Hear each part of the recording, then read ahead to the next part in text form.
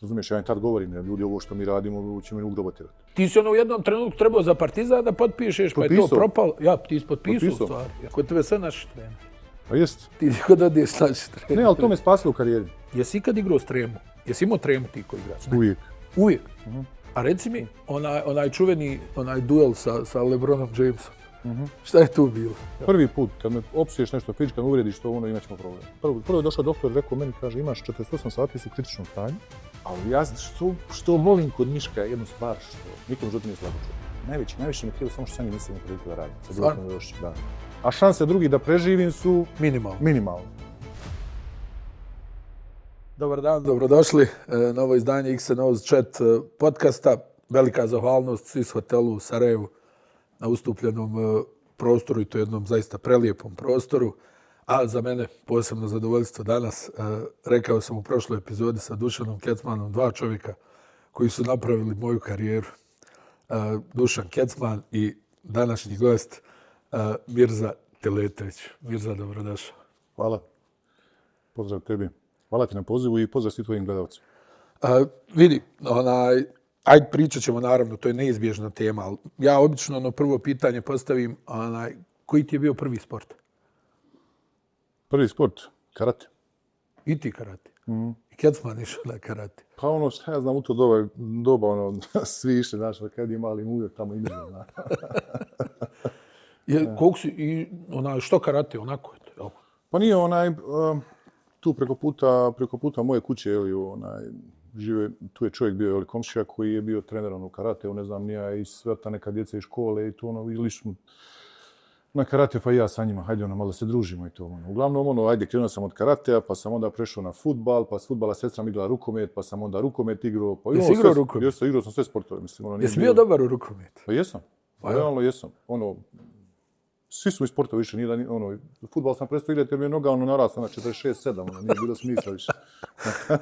Teško uštopat loptu. Teško, to je to, ne možeš staviti kopačke, onda preko 45 broj, to je to. Kad si krenuo s košarkom?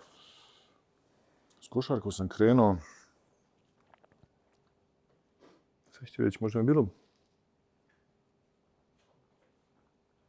12 godina, možda, 12-13 godina.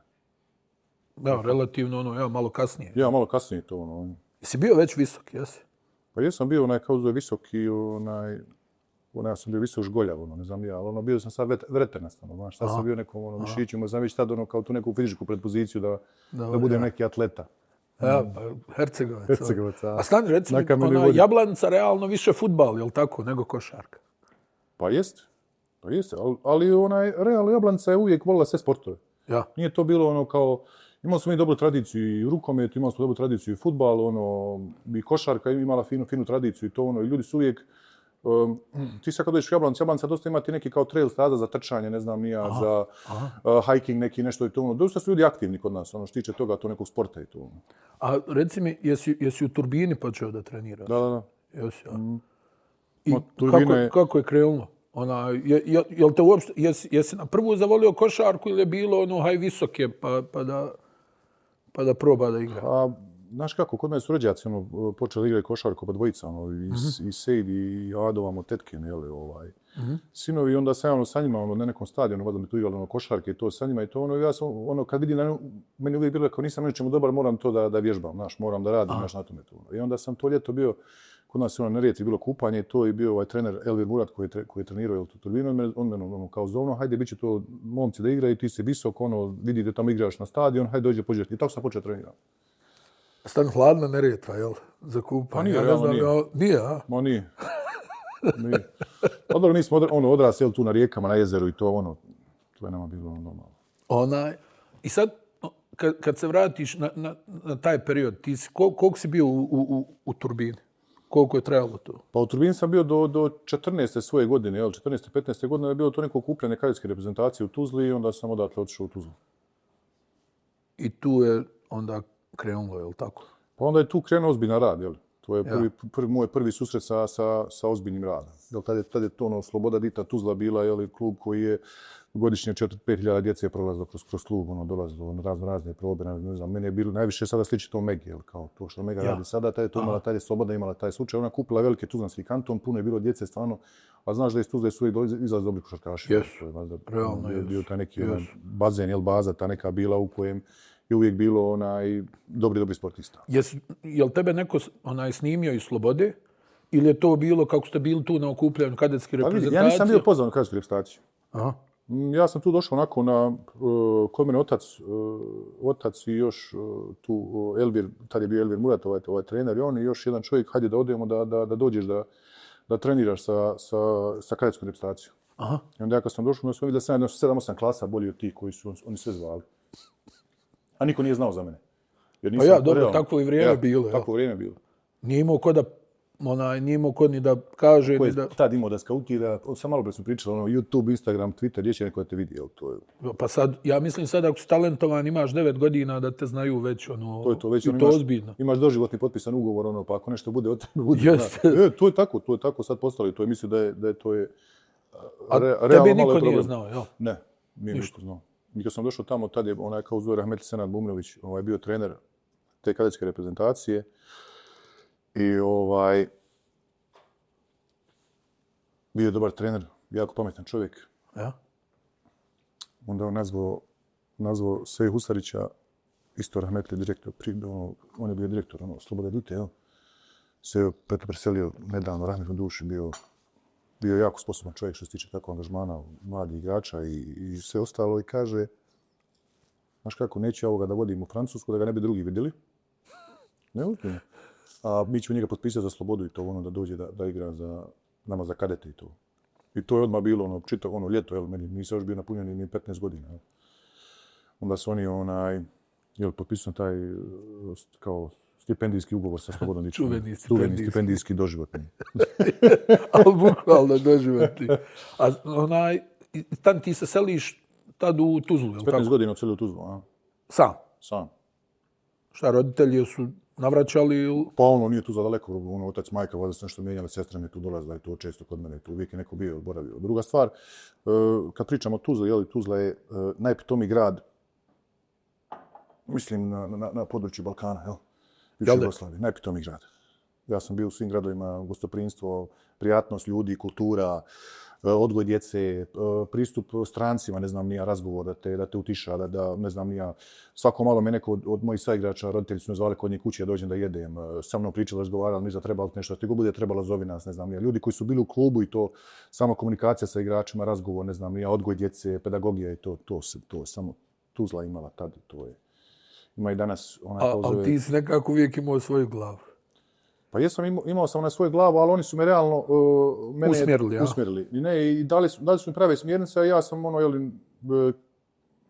razumio sam šta je pravo, šta je krivo, pa onda mi je bilo lako sa njima, sa ljudima i komunicirati i prihvatiti njihove savjete. Jesi puno trenirao već tada? Da, baš puno. Ja, ima ona legendarna priča, iz Tau keramike, ne znam kom je to priča, da li neko od tvojih saigrača ili neki trener. Kaže, samo su Mirza Teletović i Igor Rakočević mogli da izdrže sve treninge.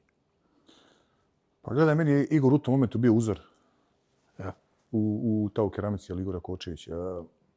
Mi dolazimo na to ima jedan test taj koji oni rade u Vitoriji, koji je specifičan 5 km 22 minuta. To je kao pokazuje se koliko si spreman, koliko nisi spreman. A tad je Igor došao iz Real Madrida gdje je igrao tamo sa Bulokom, ali Bulok mu je dobio ta neka konkurencija, nije mogao dobiti tu neku minutažu koju bi realno trebao da dobije. Pa je došao u Vitoriju i to, čovjek je uvijek bio prvi na trčanju. A recimo imao je tad već milionski ugovor. I onda je bio neko ko dođe, radi, trenira. Ja nisam čuo Igora Rakočevića da je nekad rekao ne mogu, tad u tom periodu, kad je bio i to. I meni je to bilo fascinantno. I onda je meni bilo, ako on to može, neko ko ima taj ugovor, koji već ima taj status, koji je prvi strelac Eurolige, koji vodi ekipu, koji to, ako on može tako da radimo, mogu i ja. A tu je bio Luis Scola, isto, mislim, isto kao Igor, kao svi oni to, znači svi sad ti kad vidiš te igrače koji su tamo, koji treniraš, to je da sam jednostavno stekao tu naviku da ne možeš da mi zadaš Vježbu, ja. Vježbu koju ja neću raditi ili nešto što ne mogu da istrčim, ne znam ja. Znači, to je nemoguće. Znači, to je bilo, u tom momentu mi smo bili toliko spremni da je to, meni je to bilo normalno. Ja. Jer smo svi igrači koji dolazi sa strane, ja sam svima stvarno, pri ruci bio. Ja. Pri ruci bio, onda sam poslije preuzeo tu kapitensku, nekao zove traku i sa svim igračima koji sam razgovarao, ja sam im uvijek govorio, take your time, uzmite svoje vrijeme, da se naviknete na intenzitet treninga, jer ovdje su treninzi puno teže nego utakmica. Utakmica je meni bila bez veze dođeš ko na basket. Vjerujem. Znaš šta je to bilo na treninzima? Koliko je trajao trening? 3 sata, jel? Kako je ono bilo? Sat, 5-0, jel? Kako? Sat ide 5-0. To je u stvari jedan program, jel? Gdje ti ponedeljkom krećeš, ujutro se postave 4 stolice u 4 kornera terena, trčiš 5 minuta lagano, 5 minuta polušprint i 5 minuta full sprint. To je bio početak, ali pazi, ne možeš lagati. Jer ti stave traku Oskar Bilbao, kondicioni trener, sjedi tamo za stolom i on vidi tačno koliko ti puls kuca. Ako puls nije zakucan, kaže lažeš, ne trčiš punim snagom, pojačaj. Ozbiljno, nije to. Pa znam. To je meni. Ja kad kažem ljudima, evo, ja u zadnju godinu, ajde, tu sam sa momcima igrao u Turbini. Ja im kažem, mi smo znali trčati 15, 16, 18 samoubistava. Ali mora biti 30 sekundi. Znači, nije samo da izdržiš to, nego da je ritam. Nego to je ritam to. Pazi, sad mi pričamo kao ja trčim, ne. Trči Pavlo Prigioni, trči Nocioni, trči Walter Herman, trči Luis Kola, Kaja Peker, Serkan Erdogan, Fred Haus, ne znam ja koji sve tuzi. Svi trče kraj.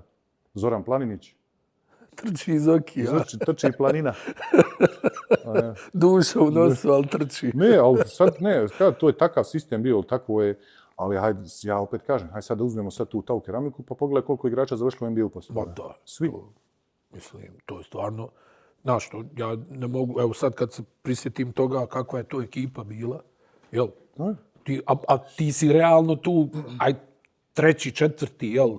Gdje je Real, gdje je Barcelona, gdje je Mislim, ti si ravnopravan s njima, ali uvijek će njima neko da da prednost, kao ipak Real, Barcelona. Pa ne, znao si, po sudijama si znao da i moraš biti 15 razlike voditi u zadnjoj četvrtini da pobjedio tu. I Real i Barcelona zbog respekta sudija, svega. Hidratacija koja pokreće, vitamin B6 za fokus, od sada i bez šećera. A reci mi, da se ja vratim na ovu slobodu. Ja se sjećam negdje u Maloj Skenderi, ne znam, ja mislim da je to protiv Bosne bilo, ti onako izbrijan na keca, imao si neko zakucavanje, strašno. I tu je onda krenula neka priča Mirza Teletović, vidjet ćeš Mirza Teletović. Ja mislim da je to već bio period kad si ti davao gomilu poena. Ja, mašina za koševe. Jeste, mašina za koševe. Pa realno. A reci mi, da te pitam, realno, bez obzira na tvoje fizikalije, šut je bio najjače tvoje oružje. Jesi ti prirodno bio dobar šuter ili si navježbao to? Navježbao. Jel? Bogaša. Gaša Boro Đaković, to je. Adnan Hodžić, pomoćni trener, tu koji je bio sa njima i to. Oni su spavali sa mnom u dvorani, mislim. Ja, Ado, taj pomoćni trener, Gaša ujutro dođe tu, 2 sata. Šuta sa šipkom. Sa šipkom? Šipka u ruci, da.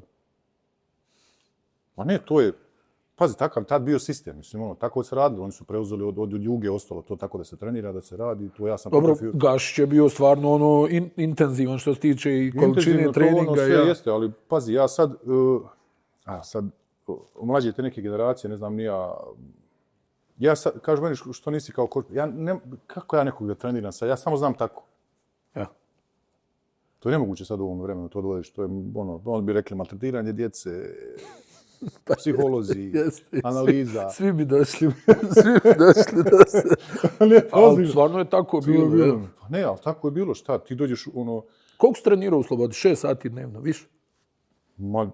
Pazi, mi smo imali menzu tamo. Od našeg Elvira Bijedića, ona kao zove majka, je bila žena koja je pripremila menzu, hranu i sve to Mislim, šta odem tu, pojedem, odem kući, presvučem se, odspavam 45 minuta, sat vremena opet u dvoranu. Stalno sam bio u dvorani.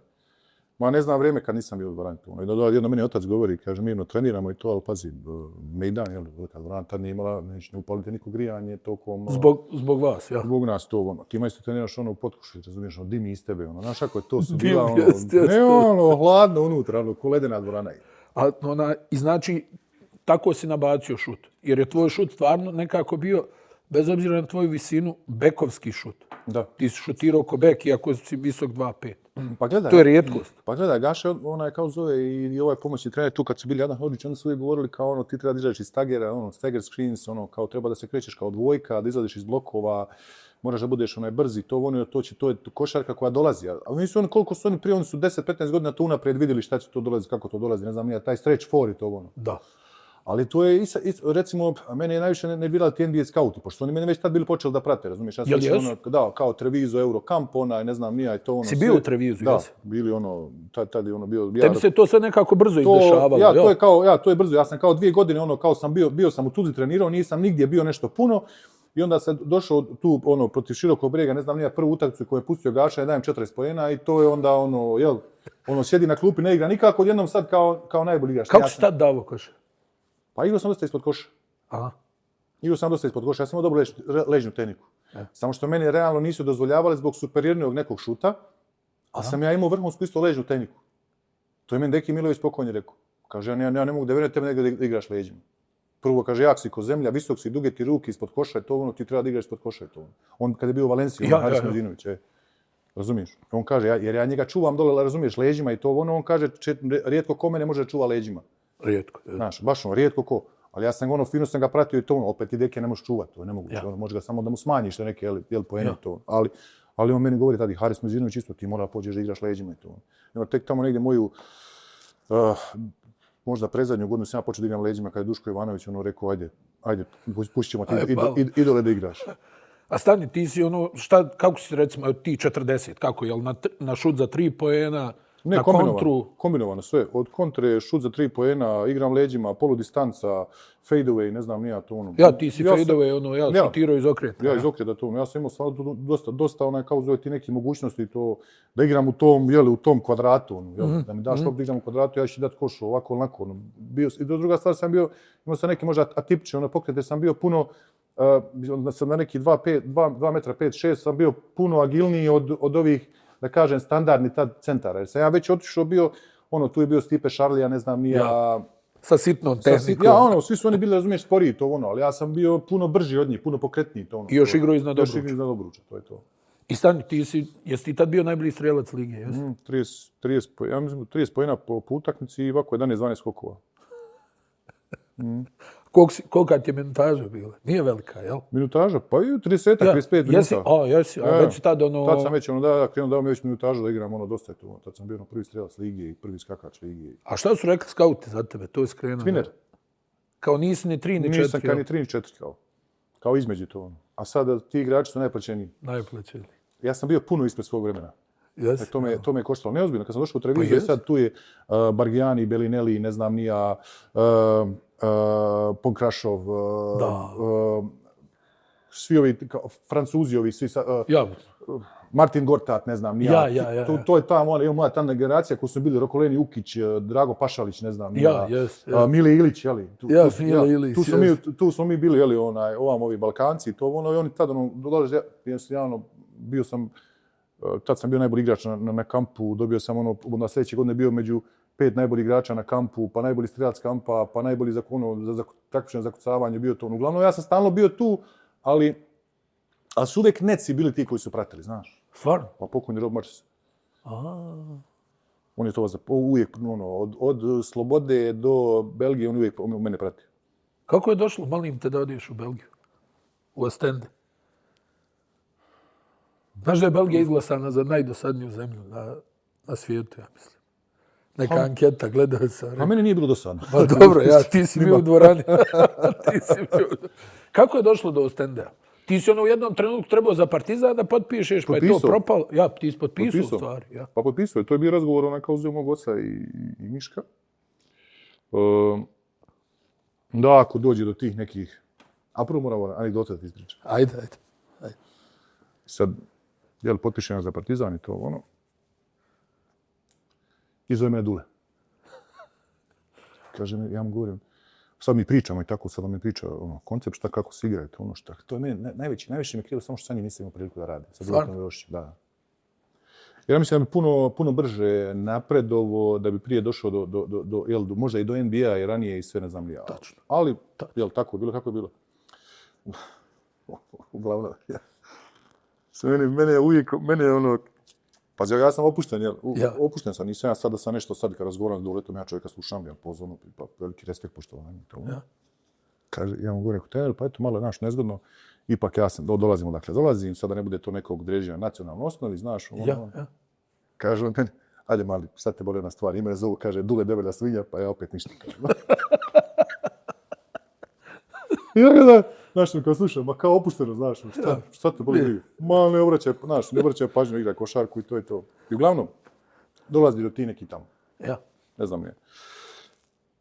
Zove Miško, ali ja što volim kod Miška je jednu stvar što nikad u životu nije slago čovjek. Nikad. A nikad. Znači, nas dvojica nismo imali ugovor. Niste? Znači, nikad me čovjek nije slago. Znači, i on je rekao, znači, ako nešto bude to ono, ja raskidam ugovor, to je na meni, nema da se kiraš, tražimo drugu opciju, treću, četvrtu, nije bitno. I uglavnom dolazi onaj kao zove, nećemo Partizan i to ono sve i sad mi imamo te neke ponude, Panathinaikos, Olympiakos, ne znam, javljaju se neke evropske, evroligaški timovi i to ono. I Miško govori, nećeš ti tamo dobiti priliku da igraš. Nama to ne treba. Nama treba da napravimo sljedeću pravu stepenicu, jer ako tu pogrešimo, jeli, ne valja ništa. Ne valja to. Uglavnom, tad se pojavljaju stende, Johan Maderanote, ministar financijskih poslova Belgije, je došao tu do kluba, pravi se nova dvorana, pravi se čitava priča, on 10 godina nisu osvojili prvenstvo, ne znam, nija svašta nešto. Igra ULEB kup, što je meni bitno prije neko evropsko takmičenje i to sve, i tako dolazimo u Belgiju. O NBA-u nisu razmišljali u tom trenutku?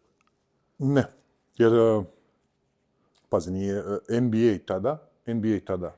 A realno ovo što govoriš, da je današnje vrijeme, ti bi i Slobode bio, otišao u NBA. Sigurno. I dal bi tamo da se razvijaš, da treniraš. Da.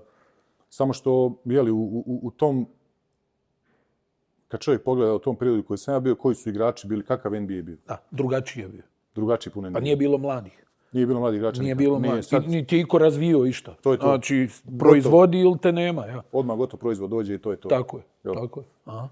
I onda ja znam, tad ja kad sam ušao u Belgiju, taj je došao Labor Postel, Vincent Jabrov, ne znam, sve igrači koji je bio Denver, onaj New York Knicksima. To sve igrači koji su... je bio u svojoj generaciji. On nije mogao, razumiješ šta? Nije mogao da igra u Denveru, to ono došao je u Ostende da igra. Ne, ali Miško je tad to dobar koncept imao, on je to posložio svoj... Idemo po stepenu, idemo ono kako to treba da bude i to.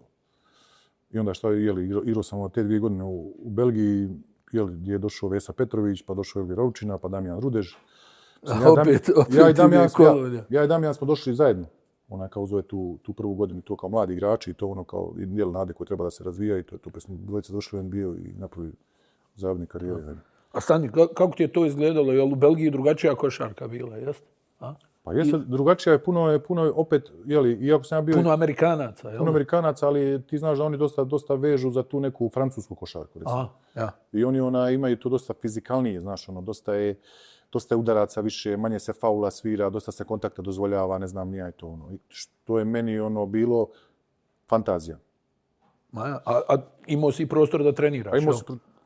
Dvorana ti je non stop i napravila novu dvoranu, dvorana ti je non stop dostupna, imaš tu dijel teretanu, fitness, imali su dobre trenere za oporavak, ne znam, ja svašta nešto. Mislim, ja sam tu baš dosta napredovao. Bio sam jedno vrijeme, i prvi strelac ULEB kupa, ne znam, ja tako sam i potpisao za to keramiku, igrali smo Gran Canaria i onda u prvo 25 poena. Alfredo Salazar je tu bio i to tad je Alfredo Salazar. Vadio iz šešira. Iz naftalina. Bukvalno. Ne, ali ja ne razumijem, neko ko je napravio toliko, da danas, nema tu, da mu nema slobodu da dovodi tako te neki igrače i to tamo. Ja, to je baš čudno. A on vas je sve doveo tamo? Sve. Znači, ja mislim da ima sigurno jedno 25 igrača. Sigurno. 25 igrača u NBA-u koji on doveo. Pa ja mislim da je on prvi, ako ćemo realno gledati, progurao ove Južnoamerikance, jel da, na veliku scenu. Da. Jer vi ste baš bili argentinsko-brazilska kolonija u jednom trenutku. Znaš šta je? Alfredo radi jednu dobru stvar. Dobro je kužio ljudi. Aha. Karakter. Psiholog, a? Psiholog je dobar. I onda on je bio tvrd čovjek i on je tražio tvrde ljude. Aha. Luis Scola, karakter, top. Prigioni, karakter, top. Znači oni, Skonokini, ove sve, Elmer Bennett. Thiago Splitter. Thiago Splitter. Marcelinho Huerta, sve vi sad igra čovjek. Nemoguće. Vidi, ono je nemoguće. Ne, ali to je sve Alfredo. To je on sve iz naftanira, Goran Dragić. Ko je doveo Goran Dragića? Pa je on, ja. Ja. To je nevjerovatno. Pazi kakva serija, jel? I šta on tebe vidio tu, ti si naredio poena i negdje, jel, ono... Upisao je to ono i mi krenuli nazad, vraćamo se iz Gran Kanarije, mene Miško zove, to već polusezona, jel, druge godine moje Ko ti je tu trener? Uvalin, jel? Uvalin, aha. I zove mene Miško i kaže, da znaš, Tau Keramika je uplatila obeštećenje, ideš Tau Keramiku.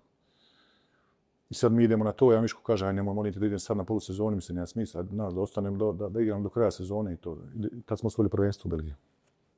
Pri čemu, vidi, ali Ostende je realno veliko ime u belgijskoj košarci. Da. Ostende, Charleroi, uvijek je bilo, Da. ono, imaju tradiciju. Thomas van der Spiegel, ne znam, nije igrači, ono, tu koji su bili, Seman Rosom, jel sad je direktor tamo sportski, to. Jel, jeste. Da. I on je, realno, i njega su povrede saplele da bude vjerovatno bolji. Jel? Mislim, dobra karijera i sve. Jeste. A kako je tebi bilo u Belgiji? Jesi sam bio gore? Kako, ne, već je sad, jel, moja supruga počela, tu je ona kao se dolazila, bila je sa mnom i to ono, sve dolazili smo roditelji isto tako, ono, jel, ali, gledaj, realno nije tebe zanimalo nešto van terena, jel? Ne. Da izlaziš, da ovo... Ne, u tom periodu jednostavno nisi imao nešto puno vremena i to je bilo, igraš Belgijsku ligu, pa igraš Uleb Kup, igraš Belgijsku ligu, pa onda putuješ, ne znam, nija, valja iz Belgije doći, ne znam, nija u Gran Kanariju, pa onda ideš, ne znam, nija, igraš tamo negdje u Njemačkoj, pa onda ideš u Holandiju, pa stalno se negdje bio na putu. Neka manja mjesta. Neka manja mjesta, ti jednostavno nemaš ti nekog vremena sada ti nešto, jeli. Mada ja sam znao, ono, izaći vani, druženje sa ono... Ja bio Elvir Ovčina, bio Veso Petrović. Uglavnom, ono, jel, bili smo tu, družili smo se i to. Kako je Elvir vrtio peškir na Sirakiuzu. Uvijek sam o to govorio, znaš. Tamo istrče kontra, on ga zavrti, ono. A jel da tad, ono, nije uopšte bilo, Mirza, ono, nešto koledž, ovo, ono, o tome nisi ni razmišljao, jel da? Ma ne. Jel da, to, evo, mislim, sad mi pade na pamet, to, evo, sad vidiš, milioni Ne, ja sam imao ponudu kad sam išao iz... prva godina moje Belgije. Gonzaga, Aha. Connecticut. Jesi imao Connecticut? Da. North Carolina. I North Carolina? North Carolina. Svi su on dolazili kao pitali, razgovarali, da, i ono, kao stipendija, full scholarship, ne znam, nija, tako te neke stvari. To, ono, ali nama nije ležala, jel da, ta koledž košarka? A pazi, Ovi naši ex-ju, mislim, ne možda sad, ali u to vrijeme Litvanci koji god ode na koledž, vrati se bolji. A ovi naši kako odu na koledž, nekako ko da zastane, ono, jel? Nisu nikako, nije nama odgovarala ta košarka nikako. Nikako. A jesi ti na prvu prihvatio ovu Tau Keramiku? Ono, ili si razmišljao? Pa na prvu sam, prihvatio sam, mislim, znaš kako, ako ti plati obeštećenje, ideš tamo, nemaš ti tu šta, jeli. I onda sam uzeo taj čovjek koji nama radi, kao video, znaš, kao... Ja, scouting, je. Onda je on počeo da mi priprema da gledam Tau Keramiku, kako igraš, šta kako. Već sam se ja počeo na polusezoni priprema za Tau Keramiku. Aha, vidiš. Vidim kako će to biti, šta će biti. Onda, jeli, ja sam došao u reprezentaciju, prije što sam otišao u Tau Keramiku i tad smo igrali u Delnicama, smo igrali neku pripremu utakmicu protiv Hrvatske, a Peras mene bio trener, onda on došao u Delnice da me pogleda. Ja sam odigrao fantastično, sam dao 30 poena, onaj kao za Hrvatsku u Delnicama. Tad igrao Prkači, ne znam, oni su dobri igrači bili to, jeli, ja sam tad sam izdominirao dobro utakmicu. I jesi tu već ličio na ovog igrača ili si još uvijek bio malo zelen? Još sam ja bio zelen, gledaj, dolaziš da igraš Euroligu, dolaziš da igraš sa nekim igračima već koji su znaš kako mislim da danas malo ljudi ne razumiju u tom periodu ko igra Euroligu. Točno. Pa znaš što, kratak raspon pažnje. Danas ti sve nešto 20 sekundi ti zakucu dao s 10 metara. Ti tu imaš, ne znam, tu kao Diamantidis, Batista, Spanulis, Papa Nikolau, Šaras, ko je ovamo bio, sad kad nabrojiš, ja igrao čovječe protiv Bodiroge, čovjek igrao u Rimu. Znači, koje sam igrače zahvati, razumiješ, u tom periodu ti znači, dolaziš, zelen si, znaš, pun si ti volje i želje i to, i sad, a Peras je tu radio jedan dobar posao. Pokazuje mi koliko ne mogu. Stvarno? Da. Na koji način? Pa da iskočim iz pika 10 puta da se vrati na svoj igrača. To je trening ili utakmica? Trening. Ja. I ti nisi mogao? Ne. Peras je odmah skonto gdje sam slab. Stvar je to listice. Ne, odmah mi je pokazao, sve objasnio to. Ali vidiš šta mi je rekao? To ti kažem, za mene Peras bio jedna ključna osoba kad je ta pitanje u tranzicija u Euroligu tu neku ozbiljnu evropsku košarku. Ja. Pokazao mi je čovjek koliko ne mogu. A stani, kako nisi mogao ti zvijer ovo, ono, da iskočiš i da se... Nisi, Ne možeš fizički. Ne može. Znači, ti sad iskočiš, ne znam, iz pick and rolla, na iskakanje, idem neki kao hedge, ja. Znaš, kao hedge i to sad moj se igrač, kao uzuje vraća dol nazad, ja njega stignem, oni prebaca loptu, ja od njega mora trčim na korner i onda znaš, jednostavno, klapna ti padne, ne možeš to, razumiješ. I onda je počeo su ti treninzi gdje ti traješ, gdje je, znači, ne to sad, mi pričamo o treningu, 2 sata pauza za vodu, 6 minuta, pola toga on priča, ti slušaš i to. Ne. Sat vremena intenzivnog treninga bez stajanja, minut se napiješ vode, sat i po intenzivnog treninga bez stajanja, ideš kući. To je Velimir Perasović, ja. Nije to bilo sad da ti, znaš, kao danas trener priča, mi svi hodamo, kao šećemo se i to. Ne, to je trening napisan na papiru i to je gazi. I nema, znači, ja? Nema, pa ja došao, pazi, ljudi dosta puta, ne znam, ja slušam, dosta puta govore kao ja, kao fizička, kao da sam fizički bio dosta nadmoćniji, dosta igrača i to Ja kažem, gledaj, ja sam u tom momentu kad sam došao u Tau keramiku imao 125 kila. Jesi imao 125? 125 kila, pa ja sam čitao Belgiju sad 122, 123, 125 kila. Toliko si kila? Da. Koliko si imao kila kad si bio u optimalnoj formi? I vas da je bilo 113, 115, 116. I uvijek je doktor Alberto Fernandez lagao za mene, Duško. Da imaš manje kila, jel? Ja kaj ljudi... A stani, kakva je kazna ako imaš? Pa to je 1.500, 2.000, 3, 4, 5, 6, 10, zavisi. Jel moraš onda neku kondiciju da... Ja onda kao moraš da te baci kao neku dijetu i to sve. Ali pazi, ja sam magao u Tau keramici kad sam igrao najbolje, 118 kila, 7,8% masti. Top. Ne. I sad ne mogu ja sad, razumiješ, on meni kada smrti, ja čim smršam, to meni super gledaj, samo razvolim. Aha. Evo, padne imunitet. Padne mi imunitet, to ne mogu, ne jedem nikako, razumiješ? Jednostavno, ja sam tako bio građan, razumiješ?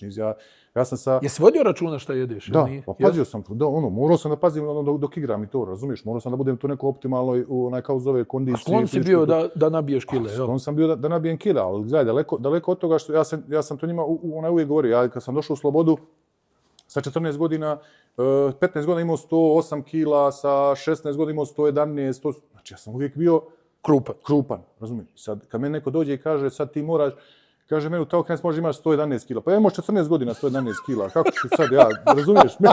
Kad sam se rodio imao 111 kila. Bio krupan, razumiješ? Nije to moja... Sad kad je završio... Loše se osjećam. Loše osjećam, to je to. A to mi se, pazi, to mi se i desilo zadnju godinu. To zna jednu reprezentaciju isto to. On su mene iz mrtvi izvlačili. Došao u Tau keramici i sad, idemo mi kao pravimo taj neki program da ja budem kao optimalno to nekoj kilaži, ne znam ni ja, kao da skinem tu kilažu 112, kao nešto idealno. Donosi mi se hrana, da jedem, šta da jedem, kako da jedem, da pazim to sve. Ja poslije dobio anemiju, znači izvlačio sam se 6 mjeseci za anemiju. To prije što otići u NBA. Anemiju dobio? Na koliko? 110 kila? 111? 111, 112. Znači koliko skinuo? 6-7 kila, jel? Da. I anemija? Železa 0. Svašta. Jer pa nisam igrao play-off nikako, sjećaš se? Pa sjećam. Duško mi rekao sjedi. Samo što su oni rekli, nisu rekli da je to problem bio, nego su nešto rekli... Kao umoran, umor je kao igram onaj lampe prije mene, ne znam ni ja. Ja uđem u prvo poluvreme, ja govorim, ja sjedim na ne znaš gdje si. Ne znam gdje sam čovjek. Razumiješ, ja im tad govorim, ljudi, ovo što mi radimo, će me ugrobotirati. I to je Duško tad skonto isto. A stani, ti si, znači, tu kod Perasa si na 125 kila, jel? Kod Perasa sam došao sa 122, 123 kila, onda sam skinuo neki 115-16, što je meni bilo optimalno da igram, 115-116 kila u tom periodu. Jel te on natjerao da to uradiš ili si jednostavno jednostavno treninga i to tu negdje razumiješ, siđe i to ja ostanem tu gdje jesam, ali ja govorim ljudima, to što sam ja radio, to je, ne znam, 155, 160 kila benđa, 240, 250 kila polučučna. Znači, ja sam fizički, razumiješ, bio sam, mogao si biti izbacivač. Ali to je tako bilo u tom periodu. To je radio Huka, ne znam, nija treninzi, tako se razumiješ, treniralo se da budeš, da budeš jak tu. Ja stvarno nisam imao nikad kao zove te, što kažu, viscelarne mase, nešto bio tu, nego uvijek sam bio na nekom... Ma ja, bio si, to je to. To je to. Kompaktan. To je to, ali to je bila vazda borba, vjerujem. To je ono, evo sad što rade Dončić i to. Ne može on da igra s malo kilograma. Ne može. To ne može. Ja to mislim. Marko Milić Ja. Čovjek preskače auto sa 100 koliko kila ima. Pa imao je, ja mislim, 110, sigurno. I šta ti sad ti njemu kad ne, sad ti ja tebe trebam čitao 95, ja. da te izmjenim tu. A inače se razboli, ozlijediš se, ne znam ja, bilo šta. A reci mi, znači kod Perasa je bio vojnički režim, a? Ne, kod Perasa se treniralo u jednom momentu. Meni je bilo teže nego kod Duška. Stvarno? Da. A to će ti Marko Tomas potrši kad je došao u Cibonu, onaj Peras kod njih kad je... Neki vjerujem, poprio sa nekim, pa vidi kako se kod Perasa treniralo. To je haos. A stani, je li Peras imao kakav je odnos bio vaš? Je li ono samo striktno, ili je imao malo... On je pričao na španski sa mnom, a ja nisam znao beknut španskog kad. Kažu on, došao si sad u ovu državu, a ti sad tu da pričaš engleski ili to ti Peras reći. Mm. Znaš da je Peras bio 4 puta najbolji strijelac španske lige? Ja nisam mogao da vjerujem. Čovjek me doveo na preskonferenciju i ja kontam moći znači da prevede to, ne, kao ti priča na španskom tu, ja ono si, no, ne znaš šta me pitaju. Kafe ko leće. Ne uči, ali zato 3 mjeseca ja sam španski naučio. Stvarno? Da. Pa je li ti pomogao iko od sa igrača? Seđi Vidal. Da? Ono, samo me znaš, korekcija. Ja. Nisi ovo dobro rekao, Al ovo posloži, priča, ali priča sa mnom, razgovaraj tu, znaš. Pa stani, ali oni gore baskici, to je skroz drugačije. Jeste, ali svi priča španski. Dobro. Baskici imaju svoj, Ja kontam da nije. ali ovi su... Ne, Sergi je uvijek bio taj koji me korigovao i uvijek mi govorio ovo ti znači ovo, da znaš, ovo ti znači ovo, to ono, stvarno. Ja, da te ne... Od Sergi Vidal je bio kapiten ekipe i vođa i lider u dosta stvari. I stani u jednom, jeste vi te godine otišli na Final Four? Jesmo. Kolika je tvoja minutaža bila? Na Final Fouru?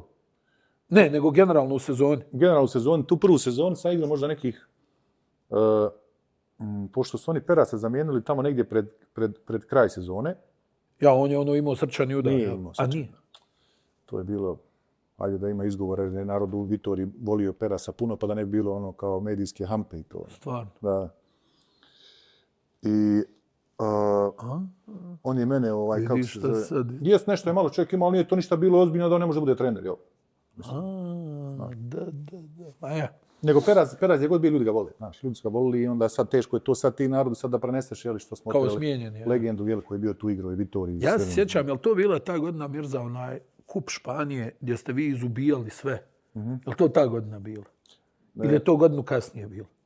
To je bilo godinu kasnije, kad nismo izgubili kući nikako. Ja. Znam da ste na kupu, A stani, vi tad njega mijenjaju, jel ga prije Final Fora mijenjaju, ja? Mijenjaju ga prije Final Fora. Ja. Došao Božo Maljković. Nije crtao na tablu ništa, jel? Jel crtao Božo? Šta je došao Božo Maljković ili kako je to, zašto ne mogu da sjetim ja sam? Nije crtao nikad, on sve u zraku ti pokazuje rukom. Ne, ali za mene isto bitno iskustvo, ali Božo Maljković je meni iskustvo jedno veliko u životu, jel? Teras je bio taj koji uvijek ne govorio ili ćeš prije Luisa Skole, samo daj više od njega. Na terenu, daj više od... Ja igram prvu utakmicu protiv čovječa, protiv Fortituda, Bolonja. Ja. Ja igram čuvam playmakera. Full court press.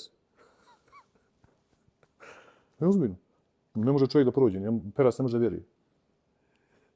Ne, ja sam došao u Patikan, to su meni žuljevi, znači džonovi otpali od branjenja. Ali on to kad je vidio i to, on je meni rekao, ja tebi, ti ćeš kod mene igrati.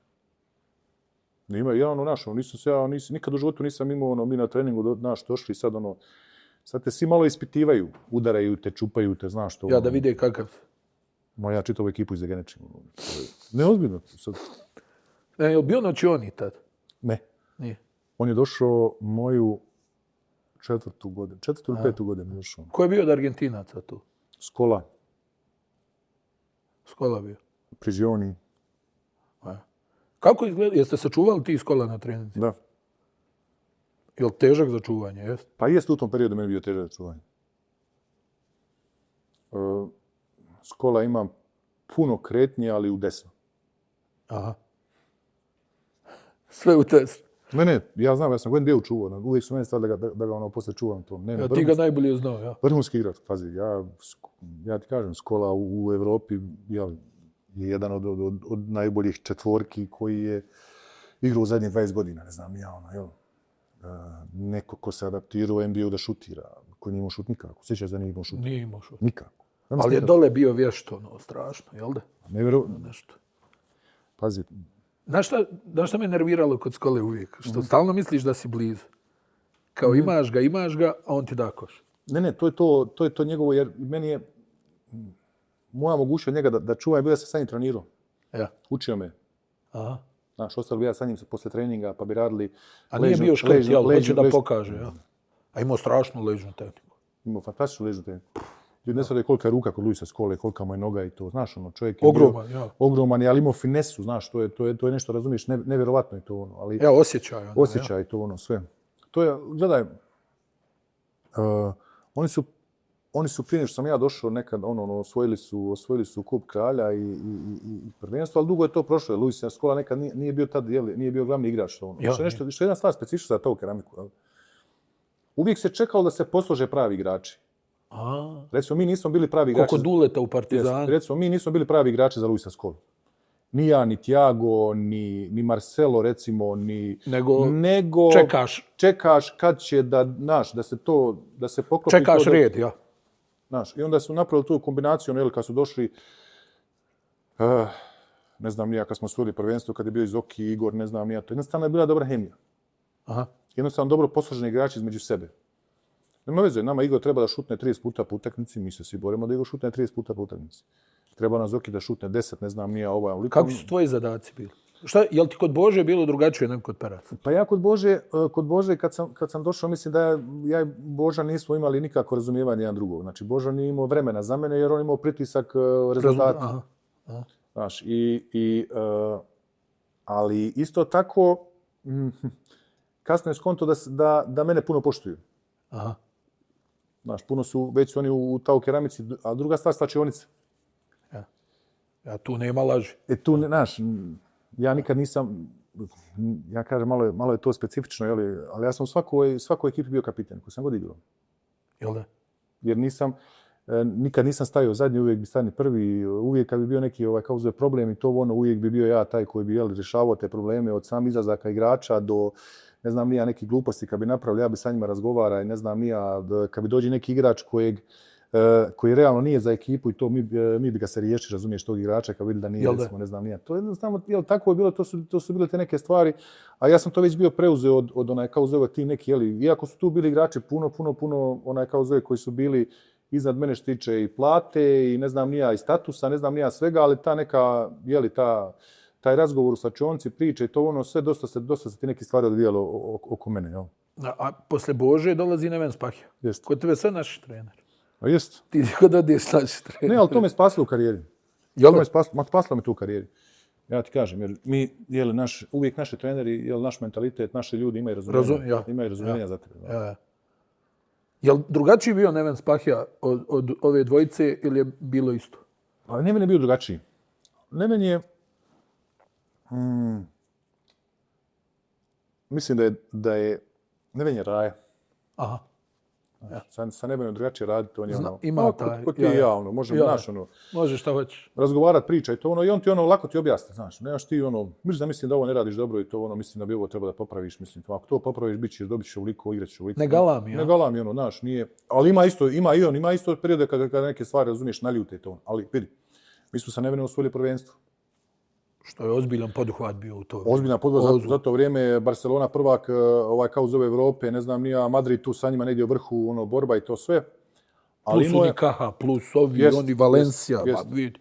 Ne, ali hajde ti meni, aj molim, taj sam mi objasni. Kako da iskontrolišiš? Mene, Zorana, Igora, Jasaitis. Jasaitis. Sima. Will McDonald. Pete Michael. Lior Iljahu tad bio. Sve likovi, to je non stop. Svako vuče na svoju stranu. Pa nema, ljudi, čovječe, ja ujutro došao na trening, nikom nema na treningu. Šta je ovo? Uzmite ovo, istina priča. Čovječe, mi igramo, mi gazimo sve, čovječe. Odemo tamo u Makabi i dobili 30 razlike. Igramo, glava boli. Nikog na treningu? Nikog na treningu, čovječe. Dolazi Igor, ulazi Igor. Sjuka, šta je bilo? Kaže, ovi su svi ponapijali, kaže, udes napravili, kaže, negdje tamo na putu između Bilbao i tu došla kada je policija pohapsila sve to. Dolazi Neven ljut, ono, treba da igram neku utakmicu, mi sad, znaš, ono, ne znaš koga će policija pustiti, koga neće, šta je tu, znaš. Ajde ono, kao Hosan je tu karheta, znaš, da on tamo basu. Da. Hajde sve su to. Ja mislim da je plaćeno €500.000 kazni tada, da je platili igrači. Pete, McDonald's, Jasaitis, ne znam nija to. Gdje su bili u Bilbao, jel? Bili Bilbao negdje u diskoteci. Aha. Bio i Thiago. I Još onaj put je malo nezgodan. Jes, ali pazi, Thiago bio tad kapiten ekipe. To je ono, znaš. U minus. Jes, ali pazi, još Thiago dolazi i govori, rekao on Nevenu da nije bio. Au, Maja. Onda, Dupli minus. Onda Neven kad je pukao, čovjek ulazi unutra. Ja mislim, ja sam konto, pobiće se sad, pobiće i Neven. Znači, ja to te mogu da opišem šta je to. To je ono, razumiješ? Ja, transformacija njegova, ja. Rasulo, govori Thiago, ti mene lažeš, kako te nije sramota? Ti mene zoveš na telefon, kažeš da nisi bio, a ti si bio tu, pa otišao, pa ovo, pa... Ovo je 100 problema. A onda zove Sima se Jasaitisa tad. Kažem, ma nema što mi je nagovorio sad, neću da govorim na podcast. Ja tebe spašavam, alkoholičaru jedan. Ovako mi vraća. Ovako mi vraća, znaš, ono. Čovječe, mi se tak skupili. Ja se sjećam, tad je neka utakmica, igraš derbi protiv Bilbao igra. Ja. Ono, igramo u Vitoriji. Ja. Dobio mi 30 razlike. Ma nema igraju ovi Bills svi to. Kada ja ne vidim, ovo je najbolje puštat ovako da ove belaje prave, pa dođu svi ljuti. Još bolje igraju. Još bolje igraju to ono. Ali pazi, ne vem to što iskontrolisao u tom momentu, to je bilo nemoguće. Ja, realno ste mogli da puknete tu skroz. Kao ekipa. Prije McDonald čovjek došao, uzeo, rekao mu Neven izlazi sa terena. Ovo je uzeo stolicu, sjeo na sred terena i rekao je neko izbaci. Stvarno? Stvarno. A stani Will McDonald, ono, imao tu neku agresivnu crtu, jel? Will McDonald bio, ono, nama igrao vrhunski, dobro igrao, mijenjao Thiaga, on Thiago se mijenjali, ono, znaš, na 4-5, mene vamo mijenjao, pa Thiaga, pa to, ono, bio ono, bitan igrač, ono. Kaže mi, čovjek uzeo klupu, sjeo na sred terena i kaže, nek me izbaci ko smije. Kaže meni, nema šta ćemo, idemo u teretanu, rekao. Ajmo u teretanu, ajmo na kafu. Nek se neko smiri to, da ga prođe, znaš to. Ne ozbiljno, takvi igrači, takvi karakteri bili. Ali majstore. Mislim, Pete Michael, jel? Ali kako? Sad ti kažem, pobili se sa Madridom na utakmici, to ono, sve to je tuče, to je to. Ali vidi, mi prošetali play-offom. Ja nisam lakše u životu osvojio onakav uzeo prvenstvo. Da, je. Čovječ, Pete Michael ulazi unutra, znači, on meni dođe i kaže, sad bijemo, poginut, razumiješ? Takav mentalitet, ono, znaš, ono, kogod ulazi ljuti ljudi, ono, znaš, ono, da treba pobijediti sad, znaš, ono, ne ono, to se igra, čovječe, ja ti kažem. A Stani Will je prebio pola slačionice Reala, jel? Ali, uđe Will, McDonald pije se, uđe neki njegov rođak, to je, znači, tučak raditi, ne znaš gdje leti, ko leti. Dobro, protiv Reala uvijek malo treba, jel? Oni su majstori za... Ali specijalci uđoše, bio specijalci, one kornjače, znaš, ja kontam, svi ćemo u zatvoru. A Pete je stvarno imao kratak fitilj, jel? Ne, imao kratak fitilj, to je to, ali pazi, Pete Michael je nama, ja sam bio MVP, onda ono kupa kralja, jel? Ali Pete Michael je da pogodio koš za pobjedu. Sjećaš se? Pa ja, ali dobro, ali igraju se 3 utakmice, jel? Dobro što kažeš, to je finalu Kupa kralja. Protiv Malage, to na produžetke, kad je pogodio onaj ti sad kaže, ja uvijek sad kad me neko pitao kome daš loptu da odluči to, ja ću je šutnuti, nije problem, nemam ja to isto trako što nema Pete Michael, ali on ima puno bolje tu mogućnost sa više načina da ti da pobjedu. Aha. Jel? Ja, pa dobro, ali ti opet onaj tvoj skok šut, ti skočiš metar, ja. Teško izblokirati, realno. Realno teško izblokirati. Kaže, Trta Duško, nama u Madresi. Kaže, ja Pablo nešto igramo. Kaže, Pablo, sad ti nemoj mirza da tebi ide hand-off, nego ti mirzi hand-off i mirza nek šutne trojku. Ja. Pablo ide meni na uručenje, sad ja mu govorim, zadrži loptu. Kao da zadrži loptu da ide na ulaz, da idemo na produžetke. Aha. I sad mi idemo to, ja idem po loptu, Pablo i završava, znaš, koš. I na produžetci. Duško stoji uzeo tablu, on drži na tablu ovako gleda. Čovjek ne progovara, čovjek će time out, ja gledam, Duško, progovaraj, šta ćemo da igramo? Šta je problem? Produžeci to. Kaže, ja ne mogu da vjerujem. Ja njima nacrtam kako da pobjedimo, oni meni daju produžetak. Šta će se mi produžetak? Svi kažu naopako, a da sam, kaže, A pazi, time-out traje, razumiješ, on govori, a šta da sam nacrtao, kaže, no, kao da sam Da nacrtao, idete, ja. znaš, da idete na ovo, vi bi šutnuli trojku. Razumiješ, znaš, on stava gleda, ček, nemaš da vidi. I samo dođeš, ponedjeljak trening, kazna. Financijska, jel? Financijska kazna što nisi ispoštovao što on rekao. Nema veze, da si promašio si, ja sam crto, ja sam kriv to. I znači nema svađe, jel? Nema svađe. Nego samo čestitka. Samo čestitka. Ja imam ovoj se anegdota za Duška. Da. Mi u Ljubljani, igram protiv Olimpije, tad igra Goran Dragi za Olimpiju, ne znam, nije on napravljenu ekipu, sve to ono. I mi pobjedimo, ja dam koš za pobjedu. Koliko si dao koševa za pobjedu u karijeri? Jel imaš broj? Ovo je nemam broj. Ovo je bio neki ono kao šutno za 3 poena, ufatio loptu, ponovo bacio floater i pobjedili mi. Ono, sa zvukom sirene. I sad mi smo tu, kazino, hotel, u Ljubljani, tu smo. I navečer, sad zove mene, Huka je tu, ne znam, nija, dosta ti neki prijatelja došao, kaže, idemo, znaš, vani to. I Duško sjedi u lobiju, kaže, ko izađe preko vrata, 10.000 eura kazna. Ne, to je ono, jel? Nema veze pobjeda. Nema veze pobjeda, to ono, nema ono, nije on zadovoljan kako smo igrali, to dobili smo na Edvite Jade, to Olimpiju, tad mi ono bili, jel, dobra ekipa, sve to, Tiago, tu Marcelo i to. Znači ja ništa, sad on meni govori šta ćemo, svi su gore napeti, hoće svi da idu vani. Razumiješ, tu je Fernando Sanemeterio, svi su da igrao naš, igrači to ono, ko ćete njima naš, ne možete njima obraniti, on tamo negdje prelaze preko ograde, preskaču, negdje su sišli na neka ono, vatrogasna, merdevine, stepence, nešto to ono. Ja direktno dole kroz lobi. Kaže, on te gleda, jel? On me gleda, znaš, ja prolazim to ono. On mene govori, kaže, ovako pokazuje ono kao govori, kao pare, kao ništa tu, ono, to ću oda. Jesi otišao? Moj otac. Jesi platio kaznu? Moj otac. 10.000. 10.000 bilo, 10.000 eura, ne? Skup C. Jak izlazak. Skup C. Stani, ali Duško, jel, kako si rekao, bio je malo drugačiji kad se vratio iz Barcelone, jel? Pa jeste, bio onaj, jer počela te priče da kruže, da neće niko od Amerikanaca i ozbiljnih igrača da potpiše za Tau Keramiku ili za Baskoniju ili Caja Laboral, kako već ono zvala se, jer Duško kao maltretira igrače, kao trenira se i to. I onda kad je počelo da se onaj, kako se zove, kao da se uvažava to, da neki nekarakterni ljudi mogu da okarakterišu čovjeka koji ima jak karakter, onda je... Ja, onda je krenuo cirkus, ja. Krenuo cirkus. A ti ga nisi tako nikad doživljavao? Ne. Bilo što je. Mislim da... prave tu grešku. To je isto kod sad. Da se kroz ovu košarku. To sad jedno ne valja ni Dule Vošević, ni Željko Bradović, ni Duško Ivanović, niko ne valja. Ja, niko ne valja. A ljudi osvojili sve. Zajedno sve. Ja, niko ne valja. Druga košarka, drugi ljudi, druga djeca i to. Drugo je ono, sad moraš valjda biti, ne znam nija, diplomata. Mislim, i uvijek si morao biti diplomata, jel? Tata, mama, znaš, malo se kad popuska, kao očisti tu i tako.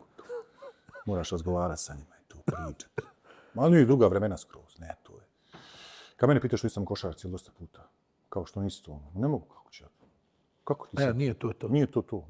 Ja kad ja tu nemam zadovoljstva, ja ne mogu djecu trenirati. Ja jednog nešto počeo sa turbinom, hajde, Benjamin je bio tu, pa ja ono treniram. Jel te slušao si? Mene? Ja. Pa, sviđa mi se kod njega što, znaš Peju, pitaj Peju kad mu je Benjamin rekao da nešto neće uraditi. Zadaj mu da neće uraditi. Nikad. Jer to je naviku, gledaj, Benjamin imao jednu dobru stvar, odraste uz mene.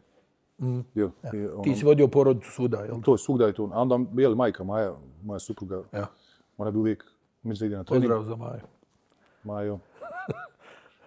Ona su djecu na trening, ajte smizom na trening i Benjamin je uvijek bio oko košarke. Ja.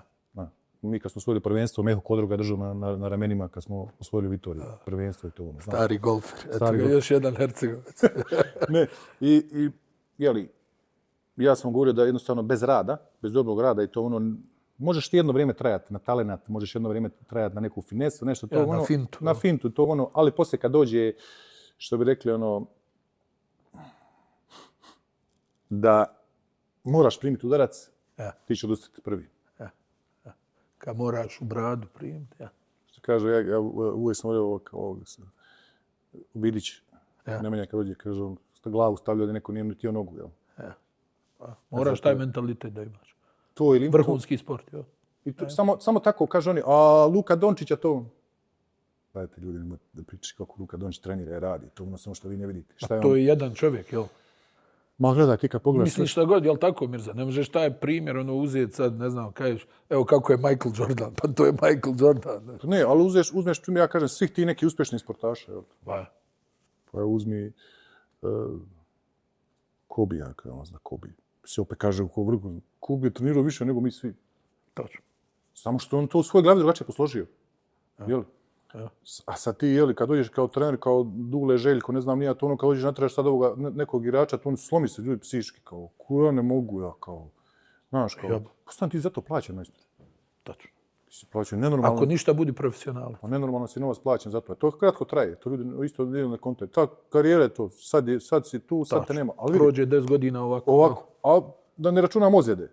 Ako se ozljediš, to ono. To, ne, tebe su, hvala Bogu, zaobišle neke krupnije povrede. Krupnije što tiče fizičke, jeste. A reci mi, ta keramika, ti sad u jednom trenutku postao vođa ekipe, centralna figura, znam protiv koga je bilo, protiv Himkija ili šta ti je bilo, jel protiv Himkija ili protiv Žalgirisa, da si imao onaj problem s pasošem, nešto nisi htjeli da te pusti. Himki. Ja, pa si im dao koliko, 9 trojki. Ja. Držali te na aerodromu.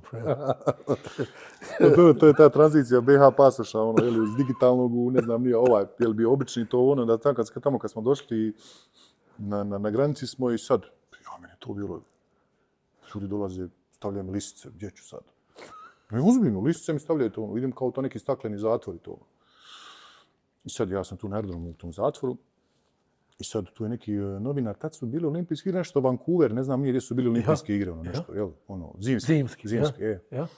I kaže ovaj novinar, on je to prije 3 mjeseca krenuo da ide, jel tamo ide u Vancouver. To kaže, zatražio sam kao da mi daju kao taj prolaz i to zeleno tu, kao i sad me drže ovdje ima 3 mjeseca, kaže, to je sa nekom administrativnom bunilu. Kod Tom Hanks. Bunilu. Ja govorim sad, mene zove Felix Fernandez, govori, znaš, evo sad će ti idu, neću da uđem, samo neka vrate nazad, da idem, čovječ, ostaći ovdje 3 mjeseca, 4 u zatvoru, da si lud. I tad dolazi, to opet Miškov neki poziv. Miško zove ove iz CSKA. Pa ja, koga drugo? Ne, ozbiljno. Oni rješavaju sve, pa ja. Zove ljude, dolazi čovjek u civilu, ključ, otvara u ćeliju, ne izlazim iz ćelije, prolazim preko pasoške kontrole. Niko ne gleda, svi vamo što gledaju. Ja gledam, ću dam pasoš, dam udari, znaš, pečat, kako će se vratiti, razumiješ, ništa to. Šta mu kaže, ide? I ja došao u 3 ujutro, a sutra igram utakmicu. Ovako neko poslijepodnevni termin bio to. Ja, da. A ona je 12, pola 1. Ja, to je 5 po našem. Jeste. Ma ja ljut, koristim. Bio u zatvoru. Ja, sad ja kontam, to su ovi namjerno napravili, znaš, kao da igram utakmicu i to Još neka utakmica je bila bitna i to. I ja ti inače vratim tako kad mi Koliko si dao? 9, jel? 9 trojki, jes? 8, ja mislim. Ja. 8 trojka, ali sam pogađao, sve sam... Da, pa sjećam se toga, još ljut, koristim. To je bio neki period kad si ti stvarno ubacivo ogroman broj šuteva za 3 poena. Da. To kako se Duško vratio, pa kako je taj sad tvoj status već bio da si ti glavni potrošač lopti i centralna figura. Realno ja sam to mogao biti i ranije, ali nije bilo moje vrijeme. Ma ja. Znaš, nije to, moraš poštovati ljudi ispred sebe, moraš poštovati od Igora, Zorana, ne znam nija, koji je uvijek bio facilitator više, koji nam je dijelio lopte i to ali je bio tu, ne znam nija, Tiago koji imao svoje lopte, pa onda bi poslije došao Marcelo, pa uglavnom svi su imali, moralo se da postojiš neku hijerarhiju, što danas nema, to ne postoji. Znam da si mi pričao za Tiaga da ima nenormalno jake noge, da ga je teško pomjeriti. Kad se ukopa, ne možeš da ga izguraš. Pa mi kad smo igrali protiv Partizana, ja sjećam kad smo igrali kvalifikaciju na top 8, igrali smo za Final Four, kad smo pobijedili to. Ja sam rekao da nemamo Tiaga, realno ne mogli dobiti Partizan, zbog Pekovića i to je tad Pekmen bio brdo. Ali je Tiago isto bio ko brdo, tako da nije Dva brda.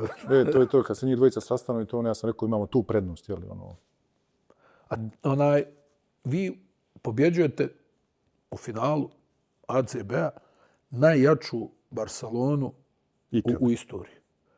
Koja je onako dominantno prošla kroz Euroligu. Još su izlupali onaj Olimpijakos u finalu. I onda dolaze i gube od vas metla 3-0. I to 3 utakmice na jednu loptu, jel da? Da. Ne. Ne, prvu utakmicu mi njih dobili hladno. Jest, ali su onda dvije bile... Dvije su bile ono, jel, ali to je taj... Ja i dalje ne mogu to da... Vidi, to nikad... Znaš, ono, to mi je ostala jedna od najluđih titula u Evropi, jer ta Barcelona je stvarno bila ono kaznena ekspedicija. I oni dođu i 3-0, majstore. Nije ono da ste vi njih dobili, znaš, pa ovaj ušunjo, nego 3-0. Znaš šta je, to je tad sklop tih kako zove, igrača, jednostavno, koji, kad uhvatiš 10 igrača koji ne vole da gube. Ja. Nije tu neka velika tehnika, nešto, koš onaj dao to. To je više tuča. Aha. To je više tuča. Ne vole, ja sjećam, Gerard Holden meni jednom govori to, ono, nije mi ništa, kaže, bilo gore igrat nego igrati vas.